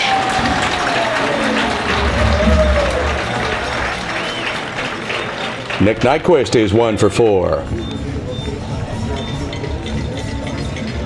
And it's going to be Kyle Francis who gets the shot at the save as Wojcik retired the lefty, and now Francis will have the right-handed batters coming up in Nyquist, and we'll see if they go to the bench as Hilpert, who is scheduled to hit next. We'll tell you about it in a moment. It's 10-7 HarbourCats on Shaw TV and HarbourCats.com.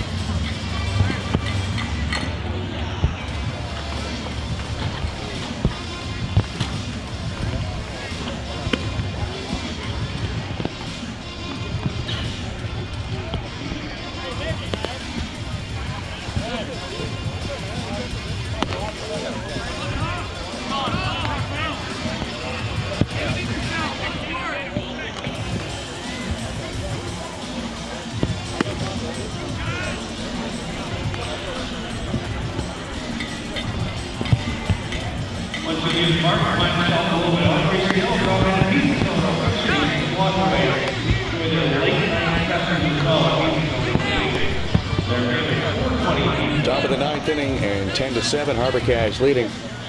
Kyle Francis, right-hander from Redmond, Washington, who pitches at Everett Community College, will come on for the 7th time. And he's in 7 innings of work. He's given up 6 hits, 1 run. He's walked 5 and struck out 9. A 1.28 ERA for Francis. He'll get a shot at his first West Coast League save here this afternoon.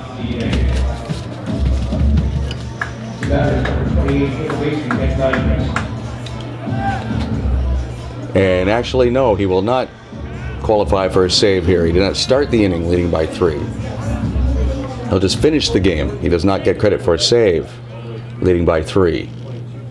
And the first pitch is high for a ball. Facing Nick Nyquist, who is 1 for 4 on the day. The pitch from Francis, very high for a ball. Francis threw 2/3 of an inning on Friday night and had a strikeout. The pitch is right down the middle for a strike.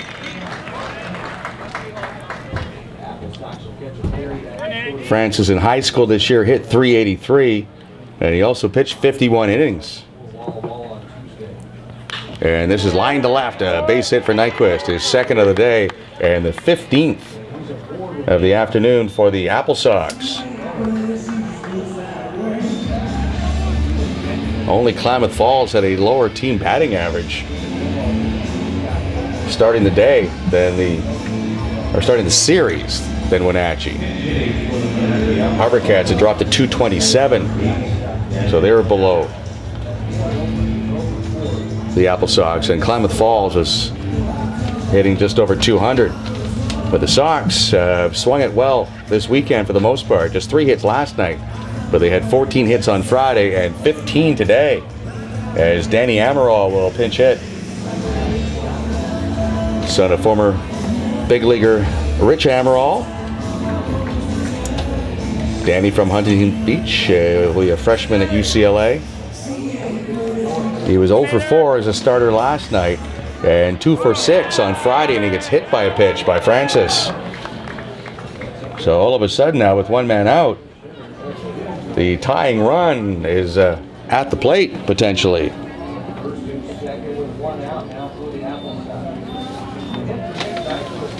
And Sheldon Likala will bat, and he's done nothing but get hits today. He's 4 out of 4. And Hiro Bayashi on deck has 2 hits. So these guys have done very well today. So Francis won't get credit for his save, but if he can get out of this jam right here, it'll feel like one for sure. He will have saved the game.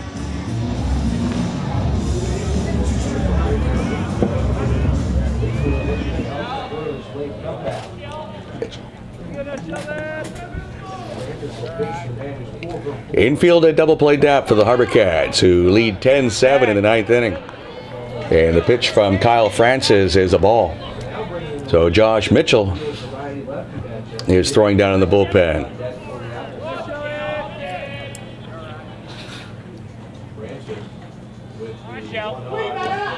And the pitch low for a ball. Nyquist at second. Amaral at first. Come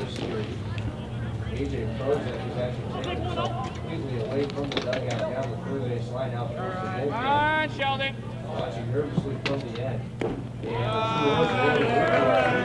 Likala takes low for a ball. He's got 7 hits in the series. 4 today. He had 3 on Friday. 10-7. HarbourCats leading this ball game. Runners at first and second. Taking all the way, and that's a strike.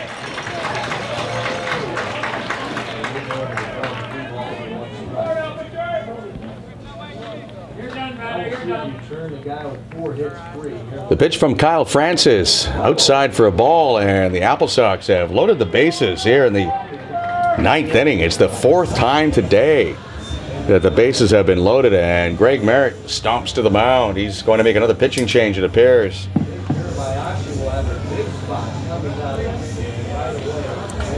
So Francis comes on and hits a batter and then walks the next one.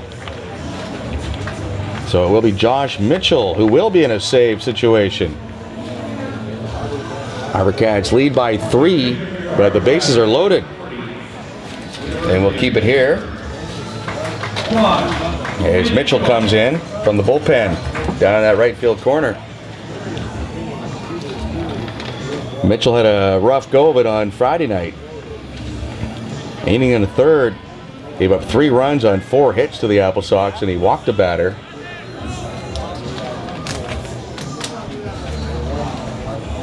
Before that, he pitched on Tuesday and did pick up a save at Bremerton against Kitsap, despite giving up a run on 3 hits. He does have 2 saves on the year for the HarbourCats out of the University of Pittsburgh and Ridgeway, Pennsylvania.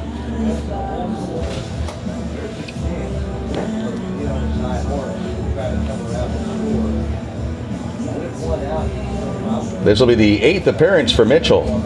9 2/3. He's allowed 12 hits. He's walked 4 and struck out 10.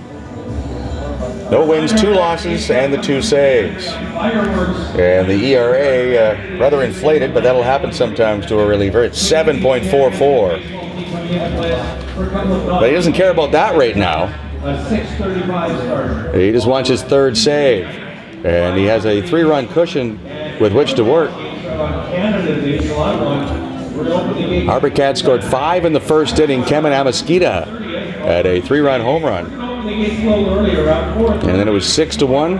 And at one point it was 8-1 for the HarbourCats. And then 2 runs in the 5th, 3 runs in the 6th for Wenatchee, closed the gap.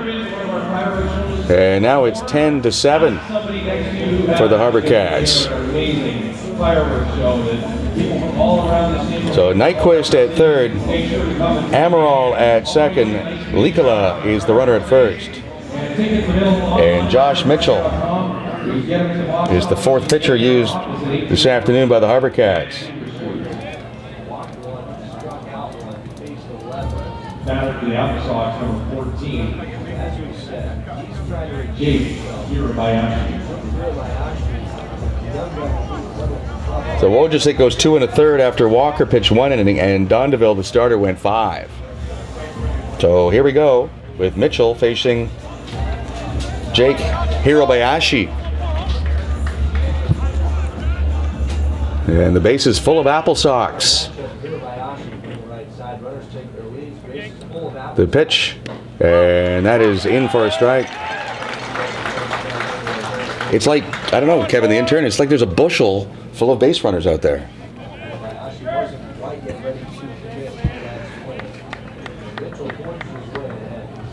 That's what you get on 3 games in 3 days in the 9th inning. That's the best you can get, is a bushel full of base runners. This is line to right, and that's going to be a base hit. And the runners will move up 90 feet. And it's now 10-8. As Hirabayashi has his 3rd hit of the day. And he drives in a run. As Nyquist comes home to score. Amaral to 3rd. Likala to 2nd. And Hirabayashi, who's not even a freshman yet in college, and he's swinging it like a pro.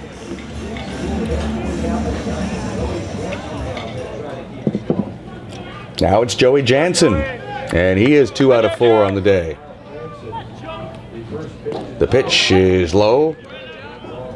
1 ball, no strikes. 8 runs on 16 hits for Wenatchee this afternoon. Mitchell. And that's off the fists and foul. Gretler gave it a good go, but it was out of his reach.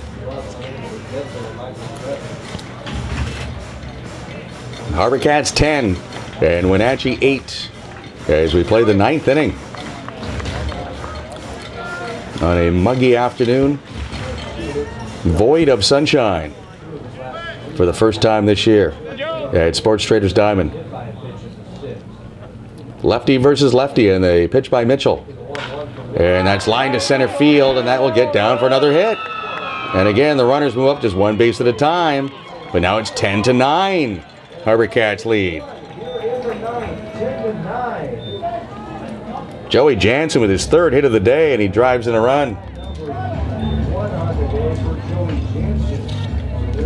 5th RBI this season for Jansen. Base is still loaded, 1 out. All the HarbourCats need is a ground ball. And to turn 2, and this game is over. 10-9.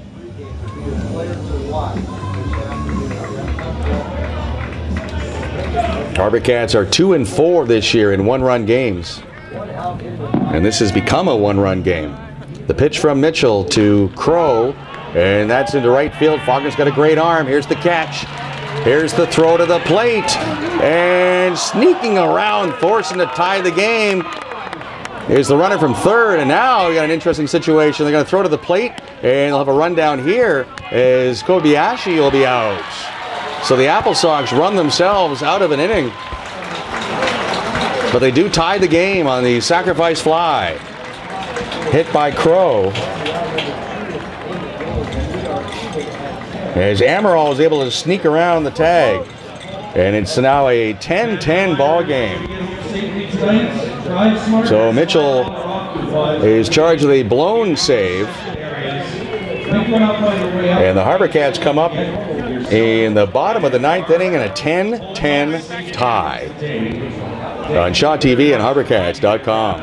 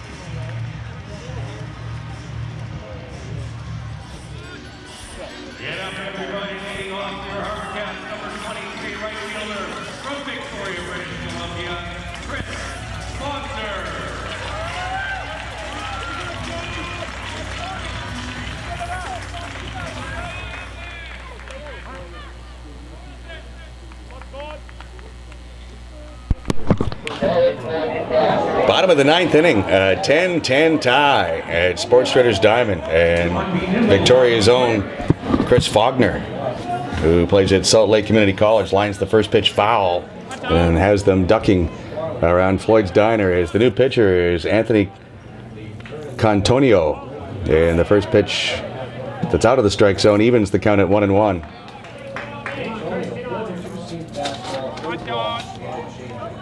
From Missoula, Missouri, and pitching at Spokane Community College is Con Antonio, and he fools Faulkner with a breaking ball. So the Applesox with 3 in the ninth against the bullpen, which was Wojciech, Francis, and Mitchell tying the game. And Faulkner fouls one straight back. Chris today is 2 for 3. He scored a run, he's driven in a run. The pitch is low for a ball.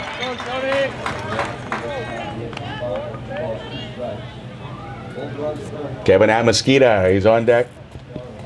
And then Scott Jarvis scheduled to hit here in the ninth inning for the HarbourCats in a 10-10 tie. And Faulkner goes down swinging.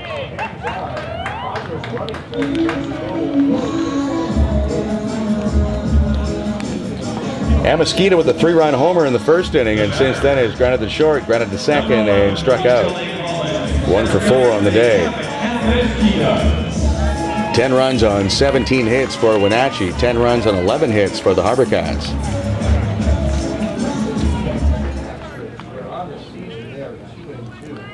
The pitch, and that's a strike. Ninth inning brought to you by the Alzheimer's Society of British Columbia. Your support provides confidence, offers compassion, creates friendships, and gives hope. Go to www.alzheimerbc.org for more information. As Amasquita takes low. 1 ball, 1 strike with 1 out in a 10-10 tie. Just past the 3-hour mark for today's game.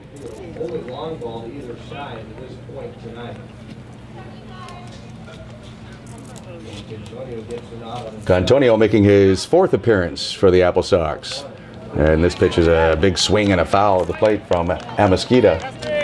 7 2/3 innings for the right-hander from Missouri. He's allowed 10 hits. He's walked 4 and struck out 2. ERA is 7.04. The pitch taken low for a ball. 2-2 the count on Amasquita.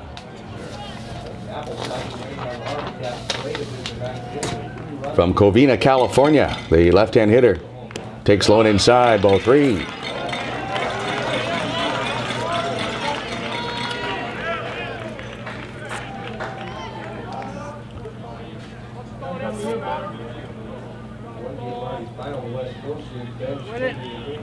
Cantonio with the 3-2 pitch, and he goes breaking ball, and Amasquita is totally fooled, and that's back-to-back strikeouts for the right-hander, who will now was going to face Scott Jarvis, but it looks like Greg Merritt will have a pinch hitter, and it's going to be Kevin Collard.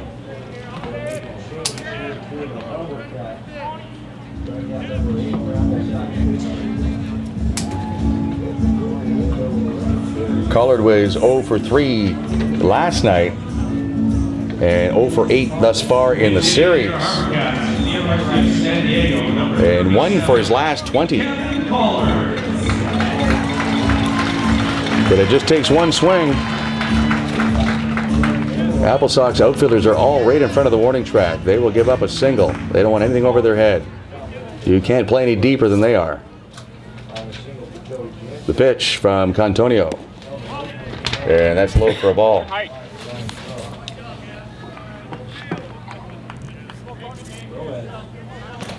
Collard will be a freshman at the University of San Diego. He takes, and that's low for a ball.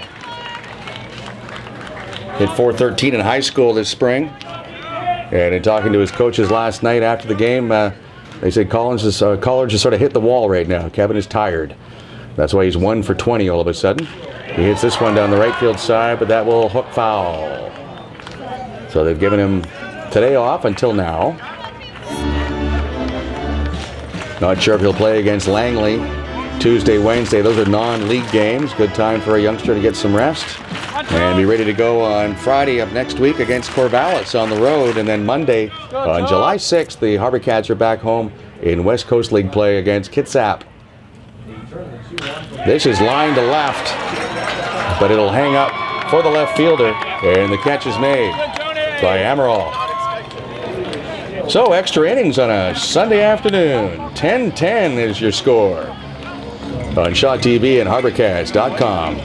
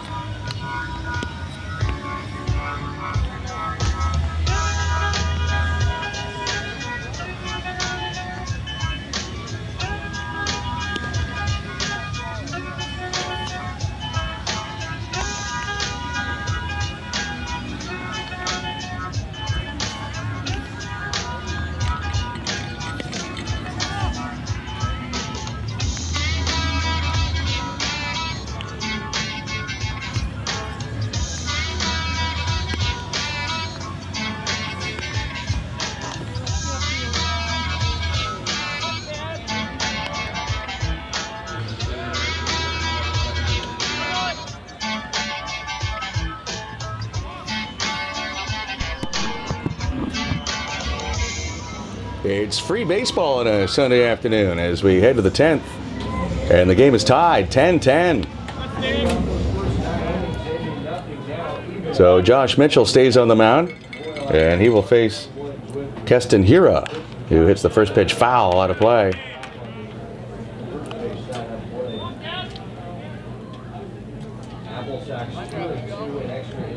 Hira is 1 out of 4 on the day and has driven in 3 runs.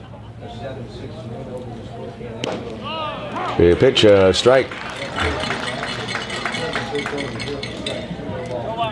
HarbourCats are 0 for 2 in extra inning games. Both of them being played here at Sports Traders Diamond. They lost 11-8 to Cowlitz and 5-4 to Kitsap. Thought they had this one in the bag. They were up 8-1 as we moved to the 5th and had a 3-run lead going to the 9th. But the bullpen has let it get away. This is chopped foul by Hira. Mitch Holland and Evan Douglas to follow here in the 10th inning for the visitors from North Central Washington and the Wenatchee Valley.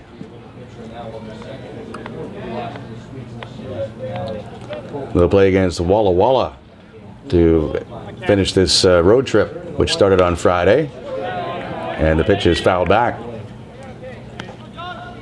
after losing 3 in a row at home to Yakima.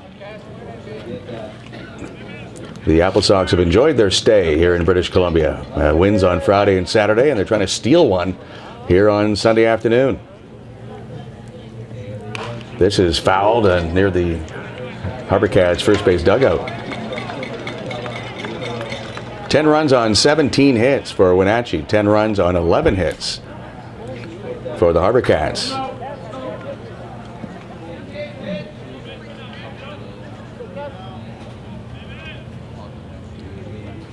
Mitchell's pitch, and that's grounded foul.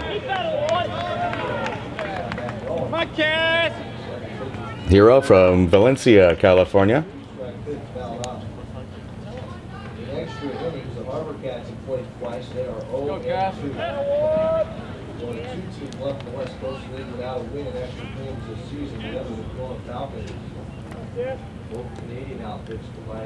The pitch to Mitchell hit high and deep to center field, but a playable fly ball, and the catch is made by Kevin Amasquita.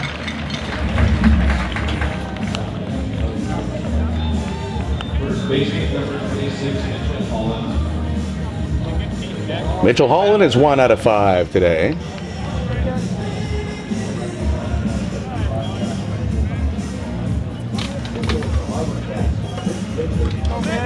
Five hits in the series for Holland. 1 out in the 10th.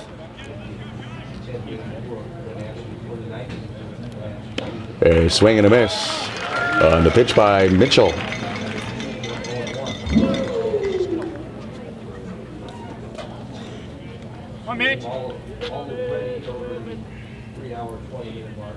And a swing and a miss again. In the bottom of the 10th, Griffin Andrechuk, Reno Rankin, and Michael Gretler are scheduled to hit.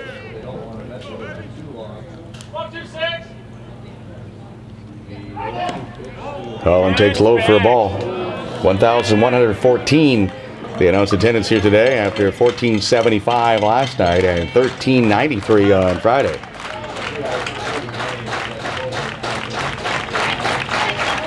A 1-2 pitch is in the dirt from Mitchell.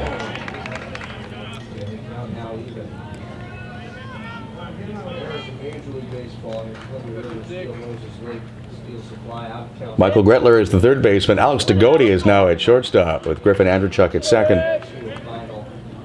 PJ Floyd at first. Reno Rankin is in left. Kevin Amasquita in center and Chris Faulkner in right field. And 2 strikes on the batter. Holland is hit by a pitch.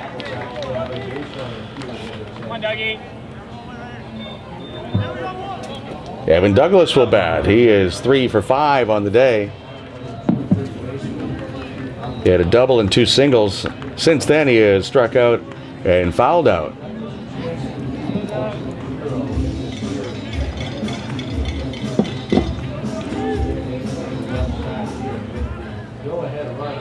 Five homers on the year from Douglas, and that leads the league. The pitch from Mitchell. Swing and a miss. Douglas has that front side flying open against the lefty. And so Mitchell should stay with that breaking ball away. Force Douglas to make an adjustment. And they do go breaking ball, and Douglas spins out of the way, but the pitch is a strike. So don't get tricky here, Jackson Thorson. Throw him another breaking ball.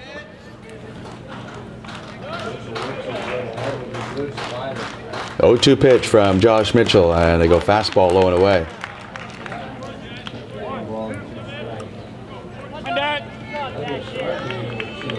A 10-10 tie in the 10th inning.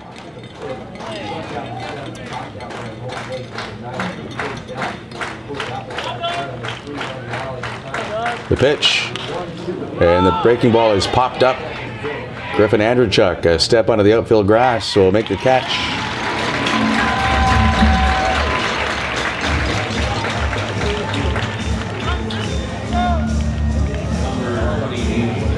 Two men out for Nick Nyquist. Nyquist is 2 for 5 in the game. 3 out of 14 in the series.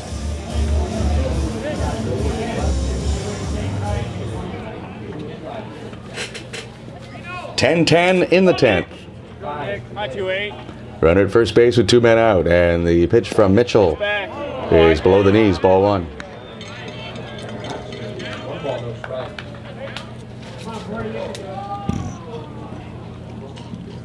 This is an important game for the Applesox. They desperately need to continue to move on the teams ahead of them, the West Coast and the East, but you can say the same for the HarbourCats. Mitchell with a high set and the pitch, and this is popped up behind first, and it'll drop foul.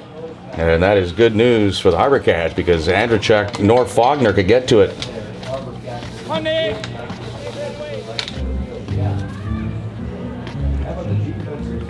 So Holland returns to first base. He's there with 2 men out.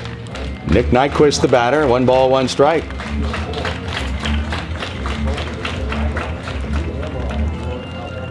HarbourCats seeing leads of 7 and 3 disappear today as we play in the 10th inning. tied 10-10. The exact opposite of last night's game when the Applesox won 1-0 as Nyquist swings and misses at the breaking ball.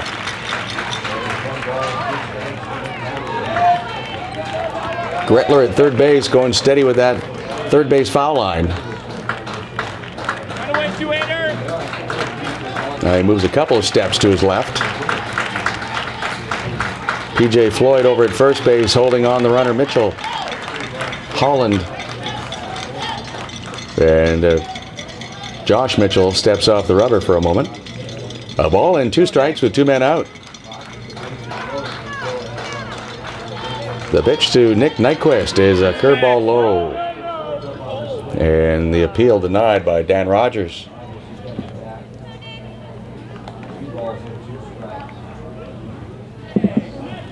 Nick.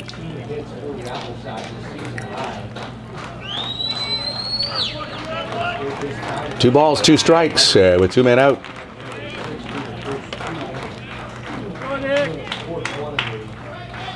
Danny Amaral would hit next. The pitch. A high chopper off the plate. Floyd will catch it like a pop-up and step on the bag to end the inning.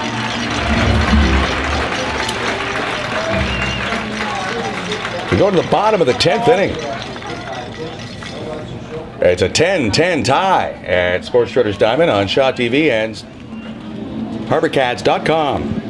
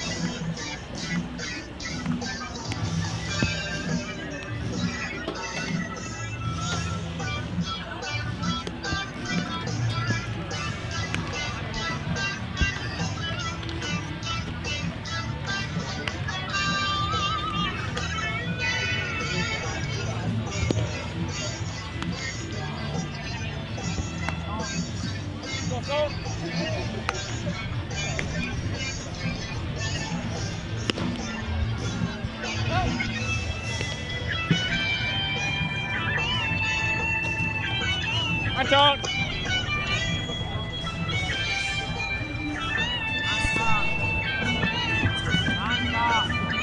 10-10 tie at Sports Traders Diamond as we move to the bottom of the 10th inning, and Griffin Andrechuk will step in for the HarbourCats against Anthony Antonio. 21 second baseman, Griffin Andrechuk.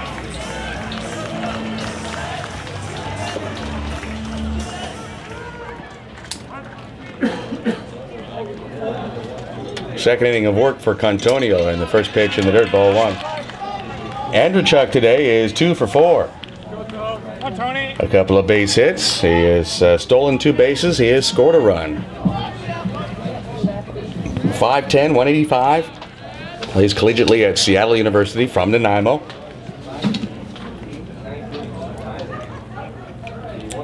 And this is hit in the left center field, but moving over is Amaral to make the catch.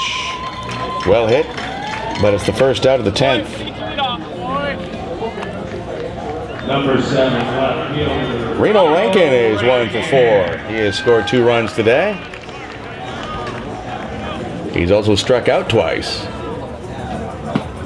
C.J. Getman threw the first 4 innings for Wenatchee this afternoon. Sean Sparling threw the next 4. And now it's Anthony Contonio, who's into his second inning of work.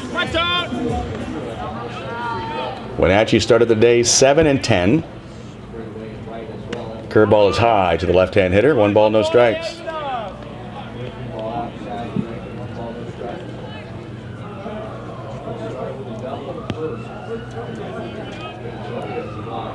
The 1-0 pitch is outside, ball 2.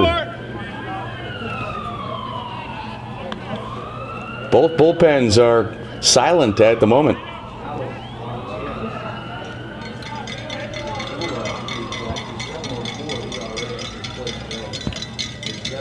with a 2-0 pitch.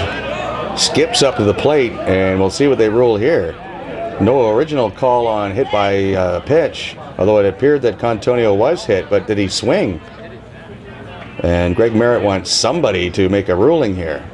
Will Hunter says, we'll talk about it. So Chet Maas and Dan Rogers both come in. And all Island officiating crew today. Rankin has decided for himself he's going to first base, hit by a pitch.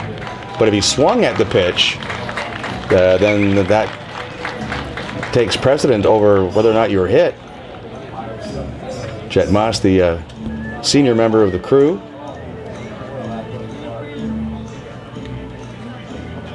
Discussing things with Rogers and Hunter as we play in the bottom of the 10th inning. The score is tied 10-10. Rankin has perched himself at first base, believing that's where he belongs. Sorry.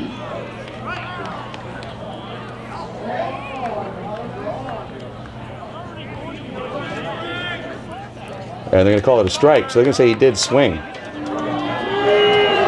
He swung first, then the ball bounced up and hit him.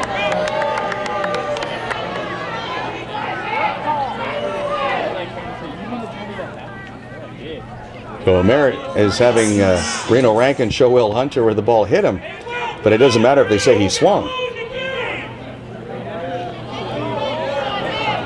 So it'll be 2 balls and a strike on Rankin. Now Almeida comes down from third and he wants to know what's going on. So technically both coaches are arguing balls and strikes here. So there's Almeida getting ejected. You can't argue balls and strikes. So Almeida's gone. Merritt will have to go to third base. So now Almeida's going to get his money's worth.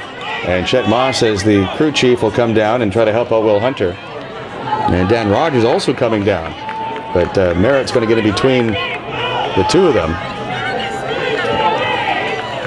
3 hours and 28 minutes after this game started. It gets heated.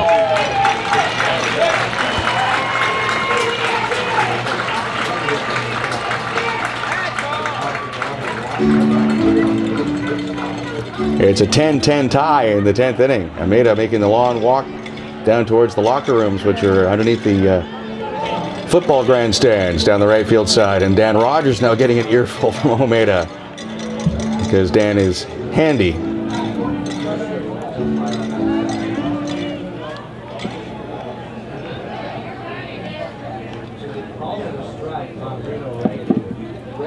Greg Merritt has the reputation of being fiery, and it's warranted. But it was interesting talking to them after the game last night to find out that Almeida has been ejected more than Merritt has this year. Merritt's only been ejected once. That's the third time for Almeida, who's the big teddy bear quiet guy, you think. But he didn't like what he saw there. So Reno Rankin stays at the plate. The count now a ball and a strike. As the ruling was that he swung at the pitch that was in the dirt first, then the ball came up and hit him. And now they've got the count corrected. It is 2 balls, 1 strike. There is 1 out in the bottom of the 10th. The bases are empty, and the game is tied 10-10. And Contonio's pitch is outside. So 3-1 the count on Rankin. Michael Gretler waiting on deck. He's been on base 4 times today.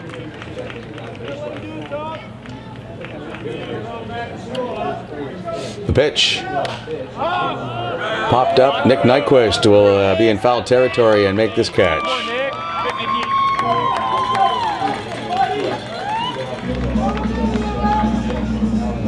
So 2 men out in the 10th inning, and the game tied with Michael Gretler coming up. He's walked 3 times and singled. The only time they got him out, they struck him out. That was C.J. Getman getting Gretler. Officially 1 for 2. He has scored 3 runs today. Contonio's breaking ball is in for a strike.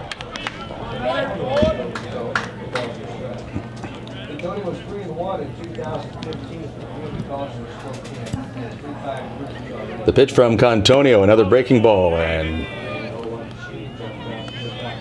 That's called a ball.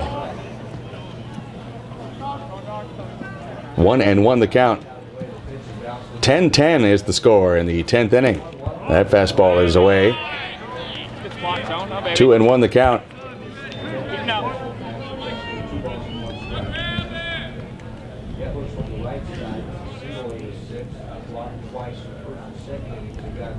Contonio's 2-1 pitch. The steady diet of breaking balls here to Gretler, and that one is away for ball 3.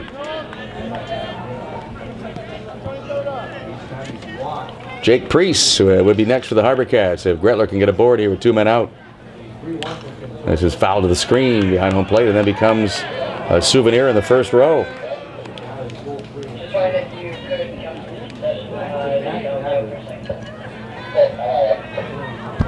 Watch on, get us back in here.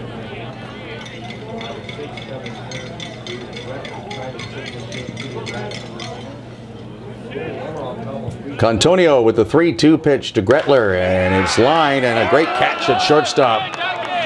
Evan Douglas makes his best defensive play of the weekend, and it comes at a good time for the visitors. A diving catch to rob Gretler of a base hit.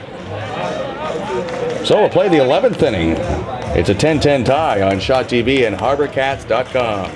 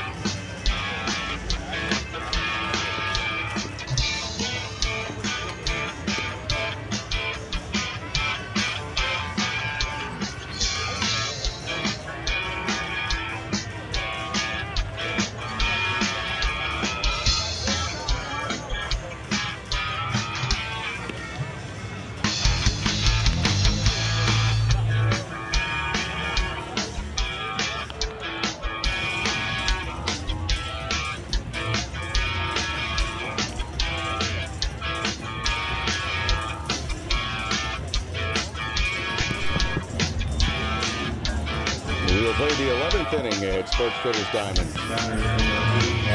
Wenatchee 10, Victoria 10. Danny Amaral will face Josh Mitchell.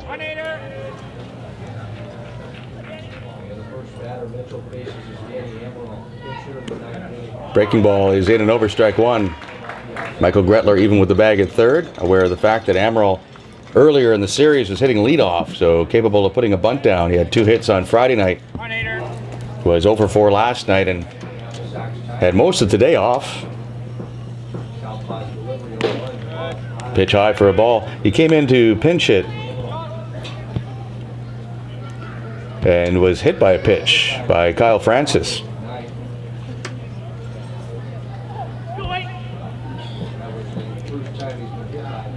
Breaking ball is off the outside edge. It's 2-1 on Amaral.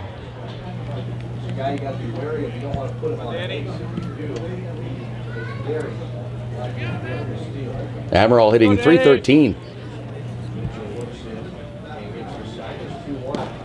And there's a strike. It's 2-2. Gretler at third, Degody at short, Andrewchuk at second with Floyd at first. Rankin in left, Amaskita in center, Faulkner in right. Thorson doing the catching for the HarbourCats, who are trying to salvage a victory here in this series after losing the first 2 games. And they thought they had this one in the bag when they were up 8-1 and early. And up by 3 in the 9th as Amaral takes call, strike 3. first strikeout since entering the game for Josh Mitchell. Number 10, right fielder. Inning and 2/3 now for Mitchell. Sheldon Likola will come to the plate. He's been on base all 5 times today. 4 singles and a walk. And he's got the dirty uniform to prove it. The score is tied 10-10. And the bunt is pulled back. Ball 1. For the Applesox a year ago. Same game in which he had 3 doubles. Ready and a 1-0 pitch from Mitchell. There's a check swing foul over top of Floyd's diner on the third base side. HarbourCats scored 5 in the first. Kemen Amaskita had a 3-run homer. And the home side looked like they were home and cooled. They were up 8-1 after 4. But the Applesox have just pecked away, and there's a foul that's pecked over the third base side once again.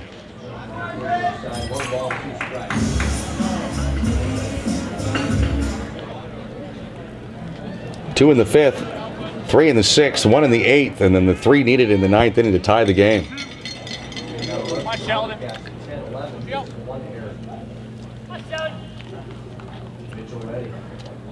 Josh Mitchell delivers, and it's fisted into foul territory. Michael Gretler will move over and apply the leather. First time that Likola has been retired today, and now it's Jake Hirabayashi. He's also had a terrific day. He's been on base 4 out of 5 times. Officially 3 for 5 on the day. He's driven in a run, and he has scored a run. Make it 2 runs that Hirabayashi has scored today.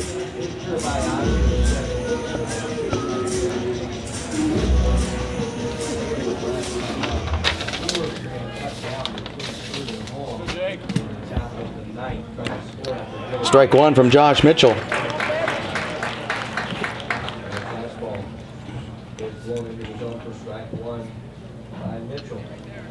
On 1-4.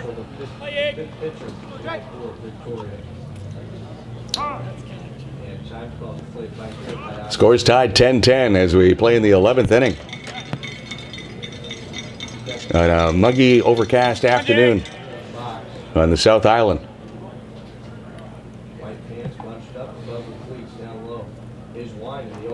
The pitch is taken low for a ball.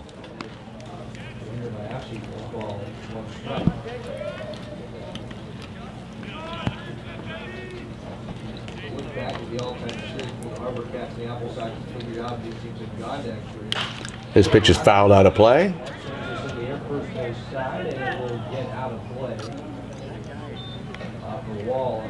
I sense a scoreboard update is coming from Kevin the intern.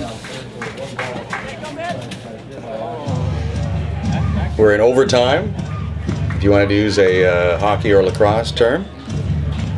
So Kevin the intern is working overtime today.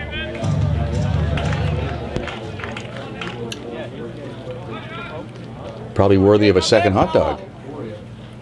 It's chopped foul. Joey Jansen is on deck in this 10-10 tie in the 11th inning.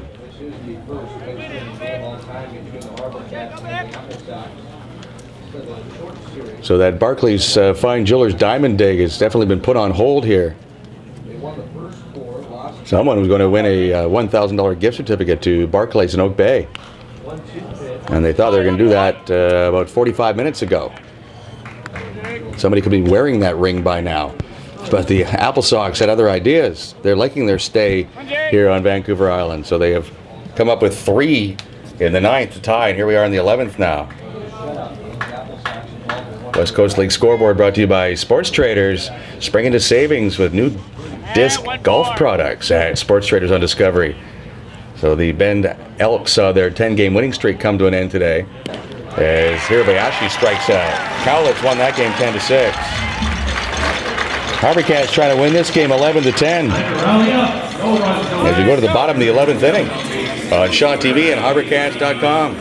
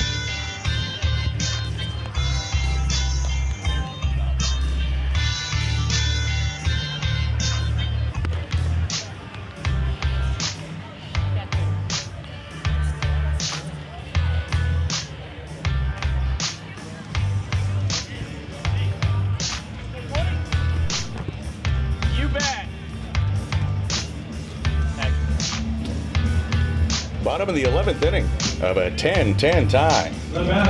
And Jake Priest will come to the plate. Not a breath of wind on this muggy afternoon at Sports Traders Diamond. Anthony Cantonio delivers fastball low, ball one. Cantonio working his third inning after Sean Sparling threw 4 and C.J. Getman gave the Applesox 4 innings today. And that breaking ball bounces up to the plate. Priest this afternoon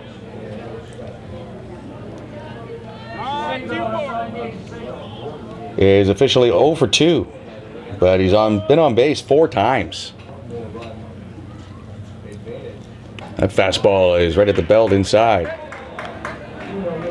Priest has fly to center, walk, reaching the fielder's choice, been hit by a pitch and walked. He has scored a run. He's also been picked off on the bases trying to steal, and that pitch is in for a strike. Will Hunter is the home plate umpire. Dan Rogers at first base and Chet Moss at third. HarbourCats are down a coach as Alec Almeida was ejected last inning. And that fastball inside, and technically they say it clipped Priest. So he's been hit by a pitch for the second time today. It would have been ball 4. Either way, the potential winning run is on base. And even in the major leagues, a leadoff walk / hit batter scores over 70% of the time. A leadoff walk scores more often than a leadoff double, if you can believe that. But you should believe that because it's true. 10-10 is the score in the 11th inning. So we'll see if Jackson Thorson is asked to put down a bunt here by Greg Merritt, who's now coaching at third base.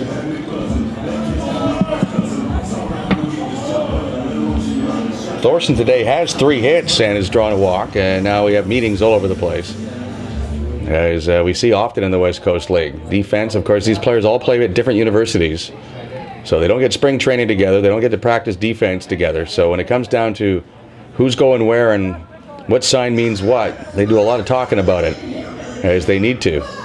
And Thorson went down and talked to Merritt. No need for signs at this point. Just get it done verbally. So it's Nyquist at third, Douglas at short, Hirabayashi at second, Holland at first, Amaral is in left, Hira in center, Likala is in right field, and Crow the catcher. And Jackson Thorson the batter, and it's a hit and run on the first pitch, and it's popped up. They were playing very deep in left field, so this is going to drop for a hit. Normally that would have been a routine fly ball, but the Applesox had their outfielders playing, so they didn't want to lose the game and a ball hit over their head.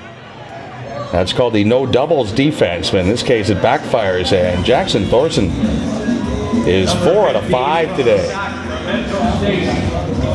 So now PJ Floyd comes up. Another interesting situation here for Greg Merritt. You've got your top home run hitter up there.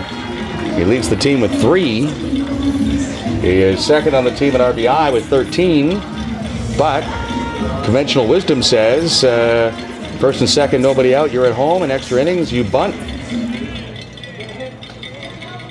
And we'll see what they decide to do here. Runners at first and second with nobody out. The first baseman Holland is up on the grass. He's expecting a bunt. At third base, Nyquist is on the edge of the grass. Floyd, the left-hand batter, facing Cantonio. He does square, and the bunt's a beauty. Nyquist will field it. The throw to first is not in time. It's PJ Floyd trying to sacrifice, but getting a infield single, and now the bases are loaded for Victoria's own Chris Faulkner.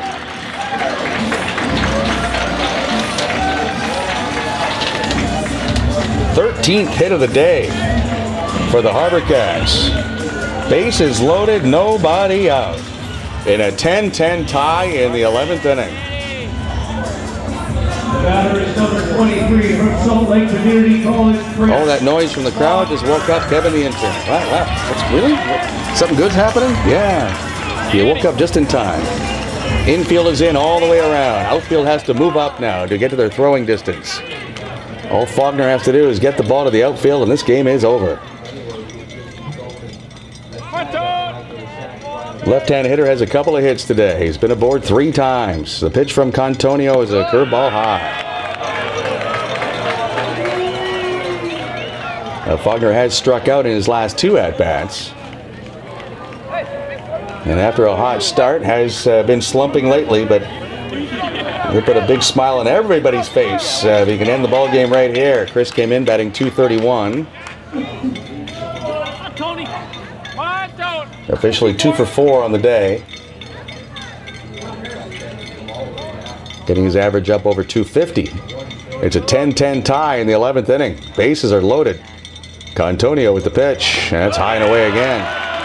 So Anthony Contonio is halfway to a walk-off victory for the HarbourCats without swinging the bat.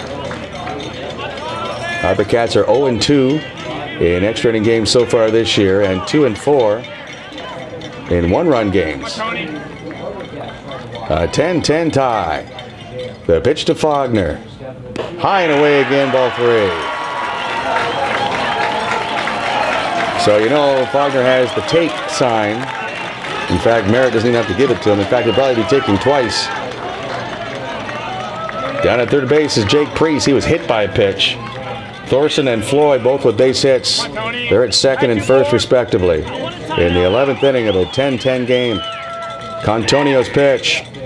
There's strike 1. And we'll see if Faulkner is taking again. Yeah, there's the sign from Merritt. Universal take sign.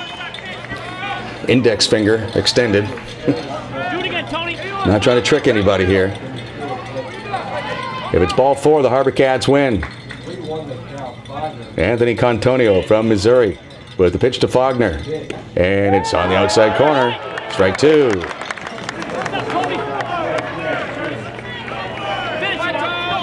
Jake Priest represents the game-winning run at third base. Coming up on 5 o'clock, a game that started at 1:10. 11th inning, the game is tied 10-10.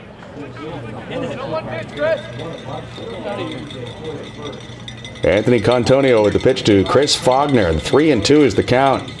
And it's slashed foul down the left field side.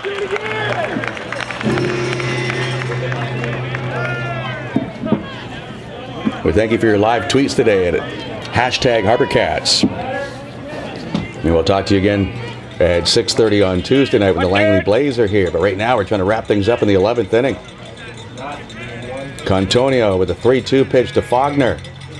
And it's low, ball 4, and there's your walk-off. Walk. 11-10, the HarbourCats win. In rather anticlimactic fashion, but they will take it. Let's give a big congratulations to Chris Faulkner. Chris Faulkner with the RBI walk. And he's the player of the game today, as he had a couple of hits as well. So the Victoria native from Lambic Park High School gets the game-winning RBI without swinging the bat. 11 runs, 13 hits, and 1 error for the HarbourCats. 10 runs, 17 hits, no errors charged to Wenatchee today. Josh Mitchell gets the win. Anthony Contonio takes the loss. In a 3-hour and 50-minute ball game. 1,114 the attendance. HarbourCats in an 8-1 lead early, give up 3 in the 9th, but get 1 in the 11th and win the ball game by a score of 11-10. Thanks to Chris Jaycox and his whole crew from Go Live Broadcasts, along with my silent partner, Kevin the intern. I'm Jay Longpraise. The Barclays Diamond Dig gets underway, finally, here at Sports Traders Diamond. We'll talk to you on Tuesday night with the final score today. The HarbourCats 11 and the Applesox 10 on Shaw TV and HarbourCats.com.